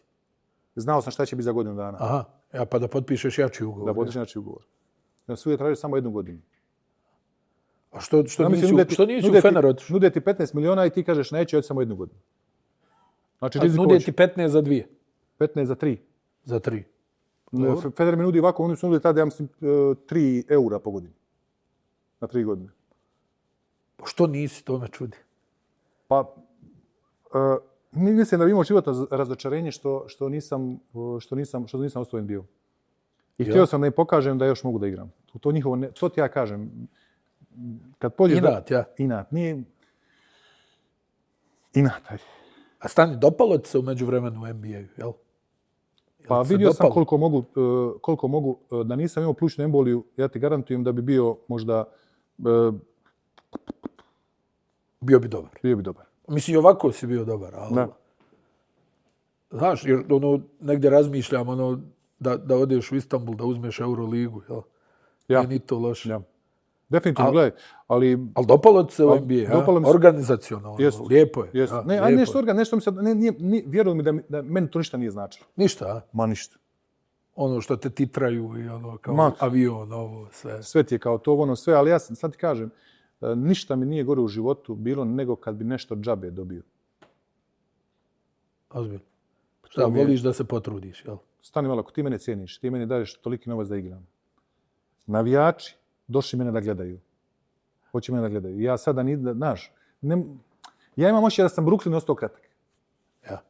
Ali ne svojom krivicom. Ne svojom krivicom, razumiješ? Mislim da sam mogao puno dati više, ali nije bilo tog nekog ni poverenja u mene tek tako početku dok nisam došao na svoje. I onda kad sam došao u Phoenix, kad sam potpisao i to ono, sama ta činjenica da je taj predsjednik kluba došao i rekao, ja kažem, ja ti vjerujem. Robert Sarver, čovječ. Zamisli. Kojeg drvlje i kamenje svi na njega, a eto vidi šta je život. A tebi je recimo, jel? Čovjek došao i kaže, ja tebi vjerujem. Dođi malo. I čovjek kad me potpisao, zove me kući. Svoje kući, zove me na ručak. Razumiješ? I sad ja dolazim, Jeff Hornacek trener, tu je Marcus Morris na mojoj poziciji, ona je kao zove... I vidi, prva 2 mjeseca... Ne igraš? Ne igram. Nikako? Ma nikako. A to je, ja mislim, nakon dugo vremena, jel, prva gubitnička ekipa u koju si došao? Da. Dugo vremena. Pa Brooklyn je bio dobar. Dugo vremena. I sad, ja ne igram, nama je ovako omjer, ti prvi, ne znam nija, 3 mjeseca, to ono ovako 24-4. Znači, 24 utakmice odigrali, 4 pobijedili. To je svađa, hoće Marko Morris da se bije sa Jeff Hornacekom na klupi, da ovako, da onako, vamo, tamo, ovo. Na 5 je Tyson Chandler, jel? Na 5 je Tyson Chandler, mali Devin Booker je tu, PJ Tucker je na 3, imaš... Vesela družina. Eric Bledsoe, Brandon Knight.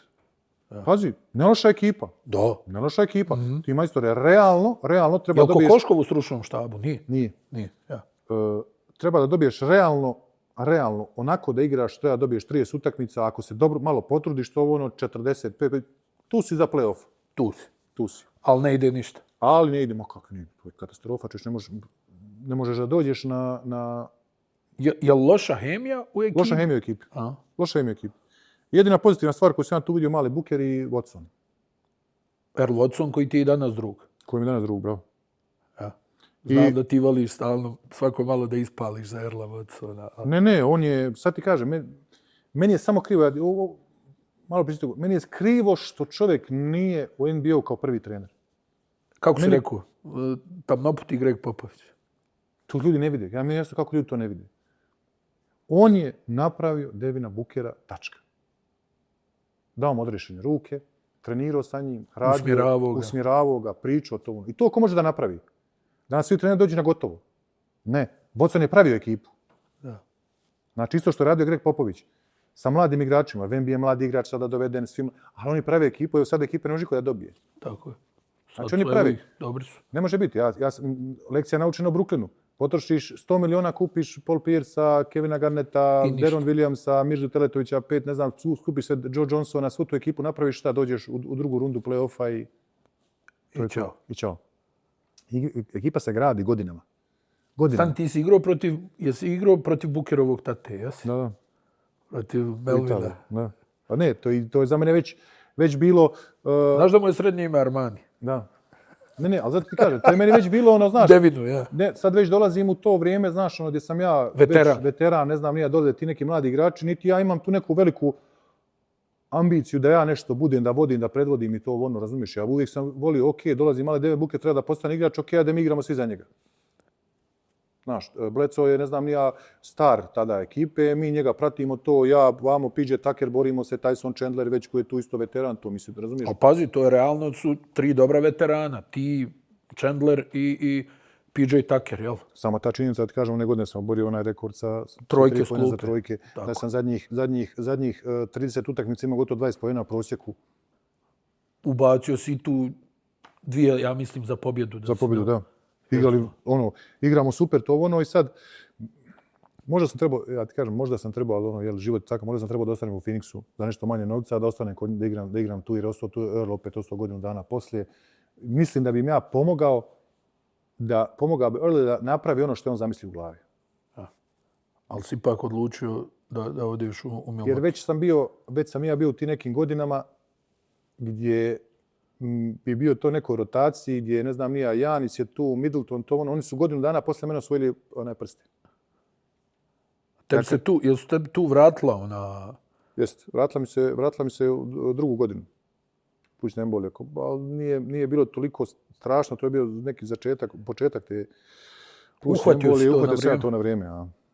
Jesi osjetio išta ili... Ma isto sve, jednostavno gledaj, nemaš fizički kapacitet ti je puno manje kad imaš plućnu emboliju. Začetak, kad osjetiš jednostavno taj zamor. Aha. Nije to. A reci mi, Phoenix, pored toga, znači Tucker i Chandler, dva psa onako, svuda, ja mislim da su to 2 lika koja možeš u bilo koju ekipu staviti da budu dobri, jel? 100%. Ne traže loptu. I dobri ljudi, i borci, i sve u svemu, ono, posvećeni ekipi. Jel ti bio dobar život u Phoenixu? Da, fantastičan. Ja kad sam bio na NBA finalu, onom prvom posle korone, onaj Phoenix Milwaukee, u Phoenixu 50 stepeni. Pazi, u julu se igralo pomjerena sezona. Kole i ja tamo vidi, znači, gori zemlja. A u dvorani -10. Oni kad naviju klimu, možeš kaput da obučeš. Pa to je meni bilo cijelu godinu. Ja sam cijelu godinu proveo u tregerači, papučama i šorcu. Ništa. Znači, ništa, vjerujem. Da, ali realno, ja mislim negdje do maja je ono okej. Jeste. Posle maja, ja mislim da moraš bježati. Ali tako sezona završavala. Pa ja taman, bježao kad je bilo najvruće tu. Ali znaš kako, bio je tu, dosta je tu ljudi iz Bosne i Hercegovine ima živi. Recimo, na tu jednog komšiju iz Jablance koji tu živi, pa mi nas dvojice živimo u ribolov, ne znam. Uglavnom, ja, voliš ti ovo, jel de, šetnja, ovo, hiking? Volim ja to hiking. Ne, volim jednostavno kad imaš... Voliš i ribolov, jel? Da, volim ono kad je mimo...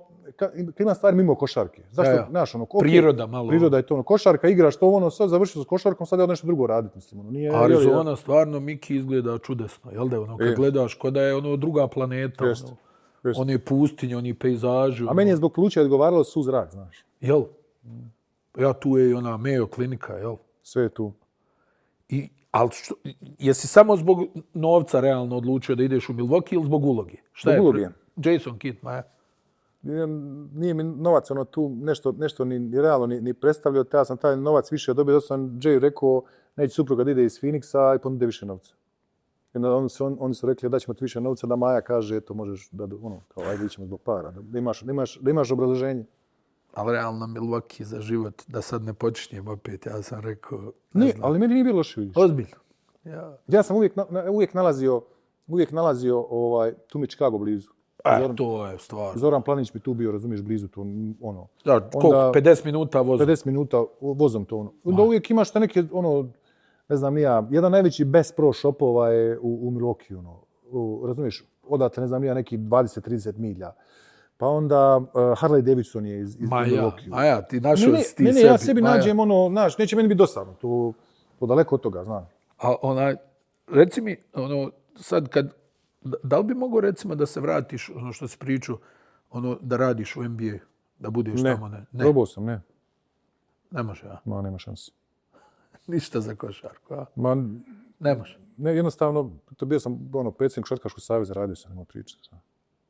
A stani, prvo što si prihvatio? Pa zato što me zamorio Siniša Kovačević i Nihat Selimović, jer je Košarkaški savez bio pred zatvaranjem. I kao, hajde. Pa ne mogu nakon 13 godina sad ostavim tu instituciju da kažem, u kojoj sam ja uživao. Krepajte. Ja sada deli da to sve stane i to ajde. Iskoristio sam to neka svoja poznanstva i taj svoj neki utjecaj da to vratimo kako treba. A što si otišao? Pa, šta mi je izazov tu dalje? Žene bile 5 u Europi, muškarci došli na Evropsko prvenstvo, sve okupili, vratili 70% duga, preselili su nove kancelarije, novi ofisi, sve uradio kako vratio sve te neke dugove, napravio reprograme za te neke dugove koji su imali sve, mislim uradio, jednostavno došao sam do te granice da vidim da ja to više ništa ne mogu pomjeriti. Jer to što šta, nije mogao veći iskorak da se... Pa ne možeš jer imaš paritet 3-3-3. Mi hoćemo, oni neće, oni hoće, mi nećemo i tako. I onda je to... Jer nemaš ti tu sada imaš veto da kažeš, a ja kažem zatvoren krug. Zatvoren krug, idemo ovako u ovome pravcu i to. Ja ne možeš da... Pa evo šta, ja bih vratio svu tu neku našu djecu, razumiješ, tu da igraju te mlađe kategorije koje imamo, razumiješ, da napravimo njih, da iz njih, kao zavadimo te reprezentativce, ali za tim i to sve ne možeš, jer ne možeš tu situaciju sa tim pasošima i to. To je komplikovano, to je sad, ja bi ti mogli još jednu emisiju da snimimo šta tu sve ima. Aj kad si pomenuo reprezentaciju, igrao si dugo,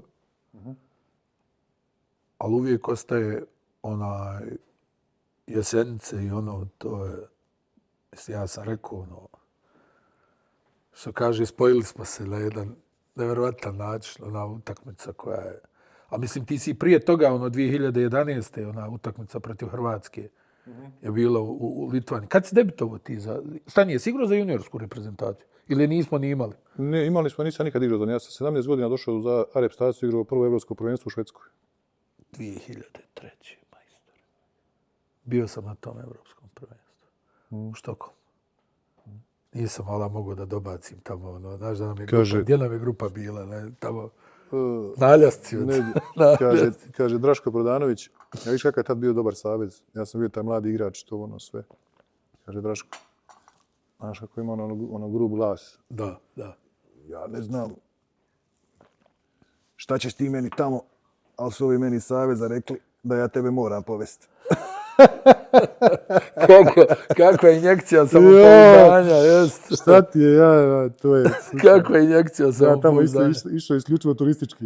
Bukvalno da razgleda. Onako da razgleda, malo trenirao sam do duše, ja sam vas trenirao i radio, ali na utakmici da uđeš, to je bilo nemoguće. Koje ti je bilo do Slovenije najbolje evropsko prvenstvo? Što si odigrao? Je li Litvanija? Litvanija je bilo. A stani, molim te, Jesenice, znači, kreće se sa 0-2, ti nekako, ko da nisi, ko da te je nešto mučilo, ja ne znam. Nisam bio... Nisi bio tu. Tu si, ali nisi bio tu. Gledaj, dolazio sam iz NBA sezone, to je prva sezona gdje nisam igrao nikako. Nisam bio u ritmu. Jednostavno nisam mogao da uhvatim ritam. Ja sam tek uhvatio ritam treću utakmicu. Protiv Crne Gore. Protiv Crne Gore. Ljudi ne mogu da shvate. A nismo imali toliko pripremne utakmice. Znaš, nismo je mogli imati. Ne veze koliko si ti fizički spreman, ali taj ritam utakmice, kretanje na utakmici, to sve da se ponovo vratiš u taj ritam. Jer meni je uvijek bio taj reprezentacija, uvijek bila taj zalet, recimo za sezonu. Za sezonu. Znaš, i recimo dosta puta bi ja dođu u reprezentaciju kad bi igrao kvalifikaciju, dok sam igrao recimo u Španiji, meni završi prvenstvo, igrao finale 25.6., 1.7. ja na pripremi. Znači ja ne Kako to se izdrži, molim te? Jel, evo sad što ti kažeš, Španci duže igraju od NBA finala. Prije se NBA finale završi, ja mislim, do 19. juna. Bude 7. utakmica, Španci igraju 25. i 27. jun finale. Jel se malo je ružan izraz, jel se zgadi košarka? Pa prvi trening ja uvijek dođe sebi lopte iz korpe i nabija iz dvorane. Od nervoze. Ne, ali znaš kako je tad bilo? Ja bi dosta puta, recimo, da kažem njima u savezu, neću da dođe. Drama. Neću doći. Problem. Da. Pa htjeli da me suspenduju jednom. Znači, imamo problema sa koljenom. Jer stvarno... Kad je Neno Marković bio selektor. Ja im govorim, ljudi, dajte mi da dođem 20 dana kasnije. Ja.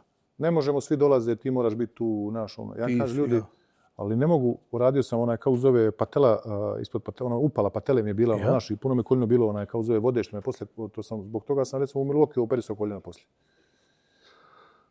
Ja im govorim, znaš, ne, mora se doći reprezentacija. Ja bih volio danas da je tako.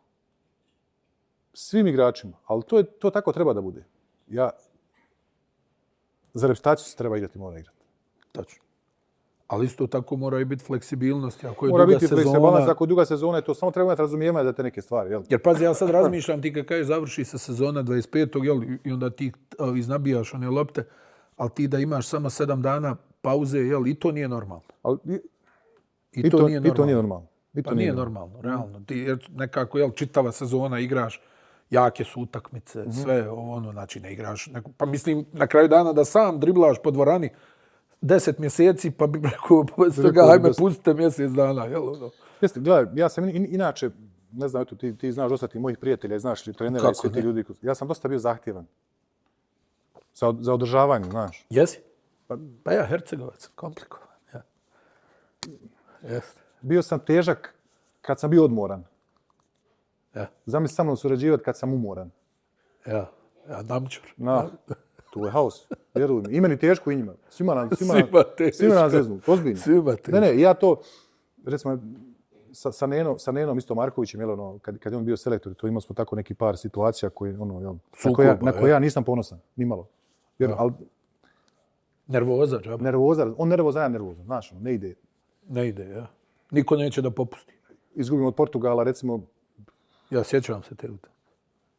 I on ne ubaci mene, nisam ušao nikako. I odemo u Portugal, odigramo tamo kod njih, ja dam 30 i nešto pojena i pobijedimo 20 razlike.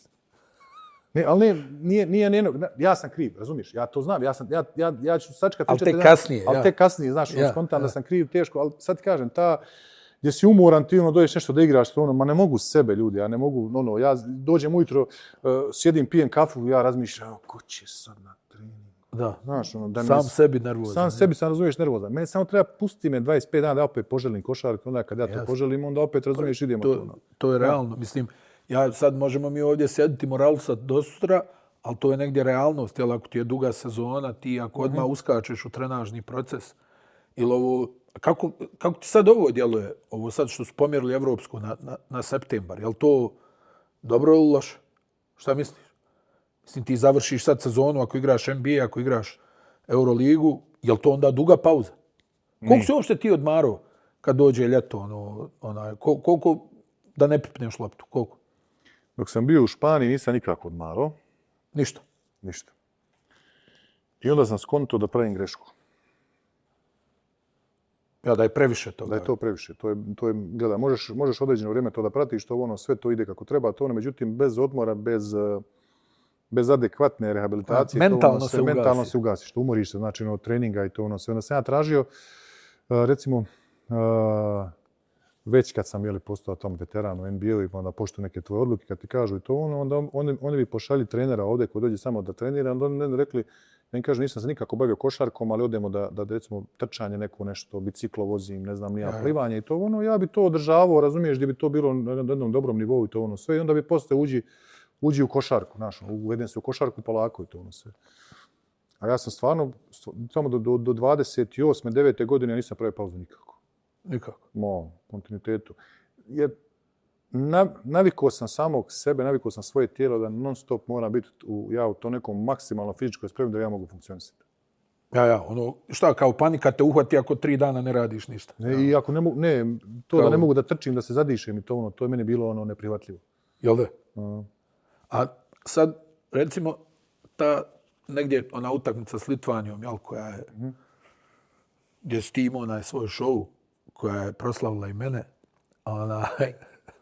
ali to je negdje, znaš šta, ti, mislim, ja sam bio kanta od igrača, ništa, ali osjetiš kad neko na terenu uđe u zonu, mada ja taj izraz ne volim, kad mi kažu ušao u zonu, ko da smo postavili zonu, nije to, na engleskom bolje zvuči in the zone nego kod nas. Ali kad se ruka upali do te mjere da ja sam negdje znao, čak ima onaj snimak što je mene neko snimao s leđa, kako ti driblaš kroz noge, a ja sam se već ustao bio na poziciji jer znam da ćeš da šutneš. Jednostavno osjetiš, ovaj će sad da šutne svaku. Šta misliš? A što smo prokockali? Svi smo ispričali više, Teletović, parkinga i slačionice, sve. Što smo prokockali onu prednost? Šta nas je koštalo? Jer smo krenuli da ih dotučemo, nismo znali da stanemo na loptu. Šta je bilo? Šta ti misliš? Pa gledaj, ja ne gledam da kažem zadnju grešku. Ja. Nije to jedna greška, to je milion grešaka. Ja. Znaš, ja gledam prve utakmice. Ja. A Latvija realno je bila razočaravajuća. Ja ne mogu, nikad nisam došao u životu, i to cijenim kod Duška što je rekao, nikad nije došao u životu rekao da neko drugi kriv, nego uvijek kaže da je on kriv. Duško Ivanović. Ja, on je to jedno priznao kad su mene kao okrivili, kad smo izgubili neku utakmicu od Bilbao u Bilbao. Ja. Kaže, kao zove Duško, ne mogu da, znači to je, kaže, jedan čovjek koji dođe i kaže da je kriv. Da ne krivi nikog. Ja sam košarci uvijek krivio sebe. Znaš, i to mi je bilo pošteno prema sebi. I zato sam, napravio sam to što sam napravio zato što sam uvijek išao od sebe. Nisam ja gledao Janisa kao glavnog igrača. Ja sam u svojoj glavi sebe imao taj koji mora da sve uradi da bi Janis pobjedio. Ja. Znaš, kad sam bio u Brooklynu, znao sam da moram pomognem Deron Williamsu, da mu otvorim prostor, ne znam ni ja, da pomognem KG-u i to. Ja, da odigram svoju ulogu do kraja. Da odigram svoju ulogu to. I tako smo osvojili i špansko prvenstvo, i španski kup, i super kup, i sve to što sam osvajao u Belgiji. Kad sam bio to morao sam tada, bio sam glavni igrač, ali u tom momentu je Jomain Jean-Marc bio MVP finala. Tebi se to često desi, da budeš najbolji strijelac, a da neko drugi bude MVP. Ne, ali znaš, ja sam išao na to da pobjedimo. To je meni bilo znaš, šta će ljudi da kažu o meni, bio je prvi strelac, bio je ovakav, bio onakav, ništa nije osvojio. Da. To mi je bilo I sad kad pričamo o tim kao zove čovjek kad uđeš u to nešto, kao igraš dobro, ide ti to Ja sam to prenio na tu drugu sezonu u Brooklynu. Ja, taj neki... I to sad meni krenuo, ja ti kažem, da sam onda počeo da igram ekstra. Pa ti si poslije Slovenije otišao u NBA i odigrao, ali ja nisam imao dilemu da će to tako da bude. Ne samo ovo što sam ti rekao, što su mi ovi iz Brooklyna rekli kao igraće ovu sezonu, nego moja je uvijek teorija bila ko odigra dobro za reprezentaciju, imat će i dobru sezonu. Sad ne možeš ti uticati na povrede, na ovo, na ono. To je uvod, ali ne, oni su to, vidim. Ja sam imao tu stanku 3 mjeseca, moju prvu u Brooklynu gdje nisam igrao, pa nisam trenirao, nešto puno nisam radio, dok nisam, meni je trebalo vremena da skontam moram raditi, ja. Bez obzira, šta se dešava. Ja sam skontao da je dvorana otvorena 24 sata, da mogu da uđem u nju kad god hoću. Da me uvijek čeka tamo hrana, da me sve čeka to mislim, kuća što kafa. Ne možeš ti meni, ne može taj dođe da mi kaže da ne mogu da uspijem. Ne možeš pa reći, majstore, ako oni rade 2 dana, radi 6. A jesi znao da ćeš da pogodiš uz parking? A jesam. Jesi imao osjećaj da će da uđe? Ne, jednostavno, pogodio sam prvih 3-4 šuta koji su bili krenuli i to Ne, i da sam ga, recimo da sam promašio taj šut, ja bi opet sljedeći šut, jer vjerujem da, znaš, jednostavno, kad, što kaže Steph Curry, shooters shoot, jel? Jest. Ili što kaže Božo Maljković, kaže, kad već šutiraš, pogodi. Kad si već odlučio da šutiraš, kaže, pogodi. Ja, to je stvarno bilo, i negdje, ja nisam, znaš što je meni bilo čudno, kad gledaš onda u toj utakmici Litvance na onom time-outu koji je zvao Kazlauskas, oni su se tu predali. oni su, ja ih gledam kako dolaze na time-out, ono kao, ovo je gotovo. Znam da je pokojni Duda Ivković gledao tu utakmicu i ono, kad su oni krenuli da nam prave seriju, ovako, ono, nešto rukom, ono, ma taj. Ali vidi, ja sam to isto onaj kao da neće... Znaš da sam ga slučajno vidio kako gledam tamo ono rukom. Mi smo igrali tako i pobjeđivali smo zato što sam ja non stop Nihadu Đedoviću govorio i Nemanji Gordiću imate zeleno svjetlo, radite šta hoćete. Aco je to pokušao da iskontrolaš, da na njih galami to, onda ti mlađi igrači, oni tad bili, malo su bili mlađi, malo se povuku i to ja sam njima svima govorio. Zapamtite, imate zeleno svjetlo od mene. Ja. Niko od nas ovdje nije bolji. Ovdje je samo pitanje ko će više se bori. Tačno. Radite šta hoćete. Jer mi smo tad igrali, sjećam se pripreme utakmica protiv Slovenije. Da. I mi izgubimo 30 razlike. Da. I ja uđem u slačionicu, to je haos bio. Ja im govorim, gledajte, prvo, sramotimo državu. Da. Ja im govorim, sramotite mene. Ja sam već ostvaren igrač. Nešto koje nešto. Vi tu se ne borite se to. Ja sad sa njima htio malo našo porazgovarao sam i to onda ti skontaš da momci malo imaju, znaš, Ja. malo strah i znaš, ja im govorim, zeleno svjetlo, od danas, od mene imate. Ne vedeš šta Aco kaže. Od mene imate zeleno svjetlo. Ja. Igrajte. Ja ti sad evo, Nihe Đedović kako igra, tad ga kako je počeo igrati. To je evropsko prvenstvo je odigrao apsolutno fenomen. Nemanja protiv Crne Gore kako odigrao Gordić mali, to dao gotovo 30 poena, igrao vrhunski. Pa čovječe, Zach Wright, prvi i jedini put da sam vidio da neko isparira McCaleb ono, u odbrani. Da ga malo ono pritisne, jer znaš da on ono, kad to krene... To. Mislim, protiv Makedonije je bila strašna utakmica. Ono, tvrda, ovo ono, i tu si ti riješio onim šutem za 3 poena, ali odbrana koju smo odigrali je bila... Ne, to je samo, jeli, kako čovjek, kako igrači, svi postave se mentalno, znaš, kako pristupe, daj, hoću, mogu, nema veze, ne ide me. Bijem, udaram, bijem se, skačem. Znaš, ja nešto, daj nešto. Znaš, dosta ljudi, jel, tako malo ono kad krene, to je opet, jel, treba ti iskustvo. Ja sam već bio toga dosta prešao u Španiji od tih osvajanja i znam kako u tim momentima šta treba mentalno, kako se treba postaviti to. Onda kad igrači to vide, znaš da se vjeruje u njih, da imaju podršku i to ono. Danas dosta puta, ja mislim da se isto pravi tu greška, ma svi igrači čitaju Instagram i Twitter i Facebook i vidi šta se o njima piše. Ne možeš pobjeći od toga, znaš, i sad ti... A nije prijatno. A nije prijatno. Ja ne znam kako to možeš čitati.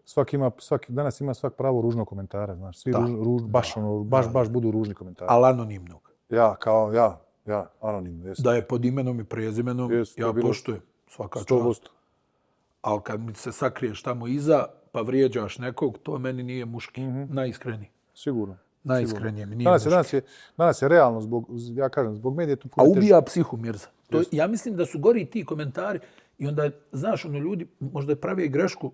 Ja ne znam kako možeš sad sjesti čitat kako te neko vrijeđa, jel? Ja se ne psihički dobro osjećam. Da sad čitam o sebi, ne znam ni ja. Ja sam prvu godinu u Brooklynu prestao skroz da čitam to. Ovo što me ne interesuje. Ja. Ali vidi, kad hvale, dobro je. Poslije smo imali Teletović s parkinga, to je ušlo u legendu. Ja. Ne, ali to je danas, ali to isto čovjek treba da prihvati. Danas je doba, sutra nisi, to je. Ja, To je svaki ljudi, ko je na svom poslu svaki dan izvešteno. Pa i to si upravo. Ma ko će to? To ne znam ko je rekao, kaže, zamisli da ja tebi dođem na posao od ovih igrača. Kaže, zamisli da ja tebi dođem na posao pa ti svaki dan govorim kako držiš ovu tastaturu, viditi prljavog ekrana, viditi ono, pa dim koliko bi izdržao. Ne možeš taj negativitet obratano, znaš, to je kad te pođu kad te pođu pljuvat na ja znam, u Brooklynu tu moju prvu godinu ljudi nisu znali o meni ništa, pa bilo je ko je ovaj, ja? Ne, ko je ovaj, i onda zvižduci, bu i ovo i svašta nešto, znaš. Jel bio? Je, da. Što je meni, razumiješ, u tom momentu bilo prvi put čujem da me domaći navijači kritikuju, kontaš. Prvi put šta ovi hoće? Ja, šta se dešava? A reci mi, šta radiš danas? Evo, znači, odlučio si ništa košarka, aj pratiš sina, gradi put. Šta ti radiš? Ja sam penzioner. Ja sad si penzioner. Ja sam radio 20 godina. Jel gledaš košarku? Gledaš? Ponekad. Jel? Ponekad. Šta, Ne mogu, pogledaš špansku frustrira me. ligu, jel? Frustrira me. Ne mogu da gledam. Jel? Ne mogu sina gledam frustriran. Mislim, ono... Stvarno? Ali mislim da je to normalno. Jel se uzdržavaš, ono... Ne, neki dan sam onaj kao počeo gledati neku utakmicu i izašao sam van, nisam mogao da gledam. Ono, moram to izbaciti iz sebe. Ja sam ošao na Final Four kad je bio u Beogradu i izašao. Na svim utakmicama na poluvremenu izašao. Ja, dobro. Meni zet ne može da vjerujem, došli nas dvojica, dobili karte, prvi red, ja prvo poluvreme pogledam i izađem. I onda se tamo cigara, jel? Jo, nervoza me ufati, ne mogu da gledam. Pa jel imaš Prvo neku stavljam zanimaciju? sebe kako bi ja. Jel imaš neku sad zanimaciju? Ja imam, idem lov, ribolov i tako. Jel ideš u lov? Aha. 20 godina. Puška i... Piše ugovor da ne smije, pisalo je ugovor da ne smije nići. Ja, šta još piše? Ne smiješ motor voziti, jel? Ne smiješ motor voziti, ne smiješ skione voziti, ne smiješ skijat. Skate, kako se zove, za board, Board, ja. Ne smiješ ništa. Ima sem košarke igrati. Ne smiješ brzo auto voziti. Ozbiljno, ne smije ni to. Pa znaš da je bilo NBA to ono kao zbog... Sportsko auto. Ja, ono kao... Svašta nešto bilo, ja. Ja, ti Ma se ko je toga... to? Ma ko je ko je to to? A ja, pa ko je to pratio? A znači ideš u lov, a? Jel, šta ti je draže, lov ili ribolov? Pa tu su negdje. Pa ja sam to čitao život, jel? Dok sam igrao. Aj mi objasni šta je dobro u ribolovu. Ja ne vidim, pa mi ti objasni kao iskusan ribolova, šta je dobro u ribolovu? Pa meni je to više nekako, jel, neko psičko opuštanje. A ja, leksilijum. Ne razmišljam o ničemu drugom, ono, jel idemo na kauzu u tom pravcu. Mada ja, da budem iskren, ono, bavio sam se ja dosta ono i privatnim poslovima, od niskogradnje, visokogradnje, do ti neki tamo drugih poslova, elektrana, centrala, solara. Jesi dobro investirao? Mislim, nisi ova priča ovih igrača Danas koji sam ja su... to počeo, znaš, nisam ja počeo tek sad investirati. Ja sam dok sam ono iz Belgije krenuo, ja sam počeo sa investicijama i to. Danas sam ja to počeo raditi. Jesi, a? Ja sam već toga zasitio. Imao si dobrog savjetnika. Pa jesam, ja dolazim, jer otac je bio trgovac, onaj kao uzeo trgovinom se bavio, ja sam odrastao na pijacama tražeći ono jeftini paradajz, kapulu, ne znam ni ja, lubenicu i to ono, jednostavno, jer odrastao sam u tom okruženju, taj mentalitet gdje se treba raditi, gdje, znači, jednostavno, čitav mi je život bio na tome da se radom naplaćuje, jel? Ja. I onda si, znači, to si prenio i na svoje ovo kasnije kad je došlo. Pa ne, ja meni... Jel te promijenio novac? Ne. Ono kad si bio mlad, recimo kad si potpisao Tau Keramika, onaj prvi veliki ugovor, jel ti udarilo u glavu ili ne? Ma ne. Šta si prvo kupio, baš da je bilo? Jesi kupio neko auto ili je... Prvo sam kupio... Da je nešto jako, prvi veliki para, šta? Kuću, jel? Gdje? Jablanca, jel? Pa evo prvo sam kuću javno sredio roditeljima i to ono sve. Ja, to normalno. Ja njima kupio auto, njima kupio neku, parking mjesto, garaža, ne znam ja to što je bilo. Neki poslovni prostor, da ima sigurno neki kiriju i tako to. A sebi? Sebi isto auto sam, neko, jel? Kupio sam, kuću pa sam kupio Nissan, GTR-a, kad je izašao, bio ja Igora Kočevića, to isto vrijeme kupio. I znači ne planiraš da se vraćaš u košarku? Ja, pa za sad ne. Možda tamo ako budem imao 50, sad mi je 40, za 10 godina. Kad se naučim... Strpljenje. Pa ne kažem ja da je to strpljenje. Aha. Jednostavno ne mogu da prihvatim da jednom igraču nema veze, mlađi i stariji, to ono ko odlučio se posvetiti to nekom sportu kojem se da, evo da kažemo da je neka plata 5.000 eura mjesečno, da on ne može da prihvati kritiku, da ne može da prihvati ozbiljan trening, da ne može prihvati ozbiljan pristup tome, jel? Da ne može da se bori za tu ekipu, da mu ne smiješ ništa reći, ne znam ni ja, da jednostavno to ne mogu to mi je. Da me zove neki roditelj, da me zove tata, mama, mom sinu. Da neko nešto ružno rekao, ne znam ni ja, ali to. Jel tvoje zanimala košarka? Tvoje roditelji? Moji roditelji. Jesu bili tu stalno prisutni ili haj sine, pa... Pa oni su kad sam otišao u Tuzlu rekli, svi kad sam došao kažu fino dijete, odlično dijete, kulturno, dobro odgojeno, to kaže otac je tako im ga vrate ili bolje. Aha. To si ti na svog sina sad prenio, jel? To što je košarka tu, ja sam to njemu davno rekao, nije ušte moj izbor da igra. Jel traži tvoj savjet? Moj savjet? On, ja. Pa da. Da, pita me ono u razgovoru. Nazove posle utakmice, tata, jesi gledao i to? Pa ne gledam. Ne. Gledao sam prije neke 2-3 utakmice, ono kad je bio, prestao sam ne gledam. Smeta te, ja. Smeta mi. Pričam sa Vuletom Adalovićem. Pozdrav Vule. Kaže on, Vule mi govori, ja iskusan čovjek, stvarno, Vule dobar trener. I on je Vesa Petrović smanjio očekivanje puno, kad su djeca u pitanju. A ja ne mogu jer su ni na mene nisu ništa smanjivali. Ja.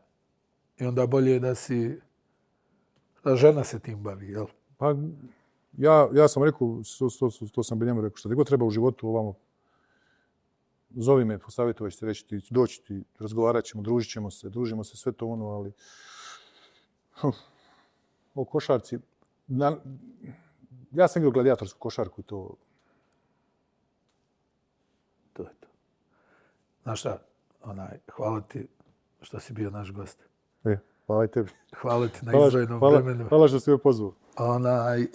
Puno sreće i da se vratiš u košarku. Bez veze da nisi u košarci. Najiskrenije. Realno jeste. Bez veze da nisi u košarci. Kako se sve šunjaju, što bi ti bio van košarke. Jel? Pa realno. Hvala ti stvarno puno sreće. Hvala ti na jednom iskrenom razgovoru, onako kako ti umiješ. Pa se vidimo i drugom prilikom. Ima ovdje još materijala za još ovoliko. Joj, ko nam smita, je ovo live? I sjedste tamo reži. Samo da se zahvalim i našim gledalcima. Bila je ovo još jedna epizoda, veliki Mirza Teletović. A mi se čujemo nekom narednom prilikom. Hvala vam i čao. Hvala.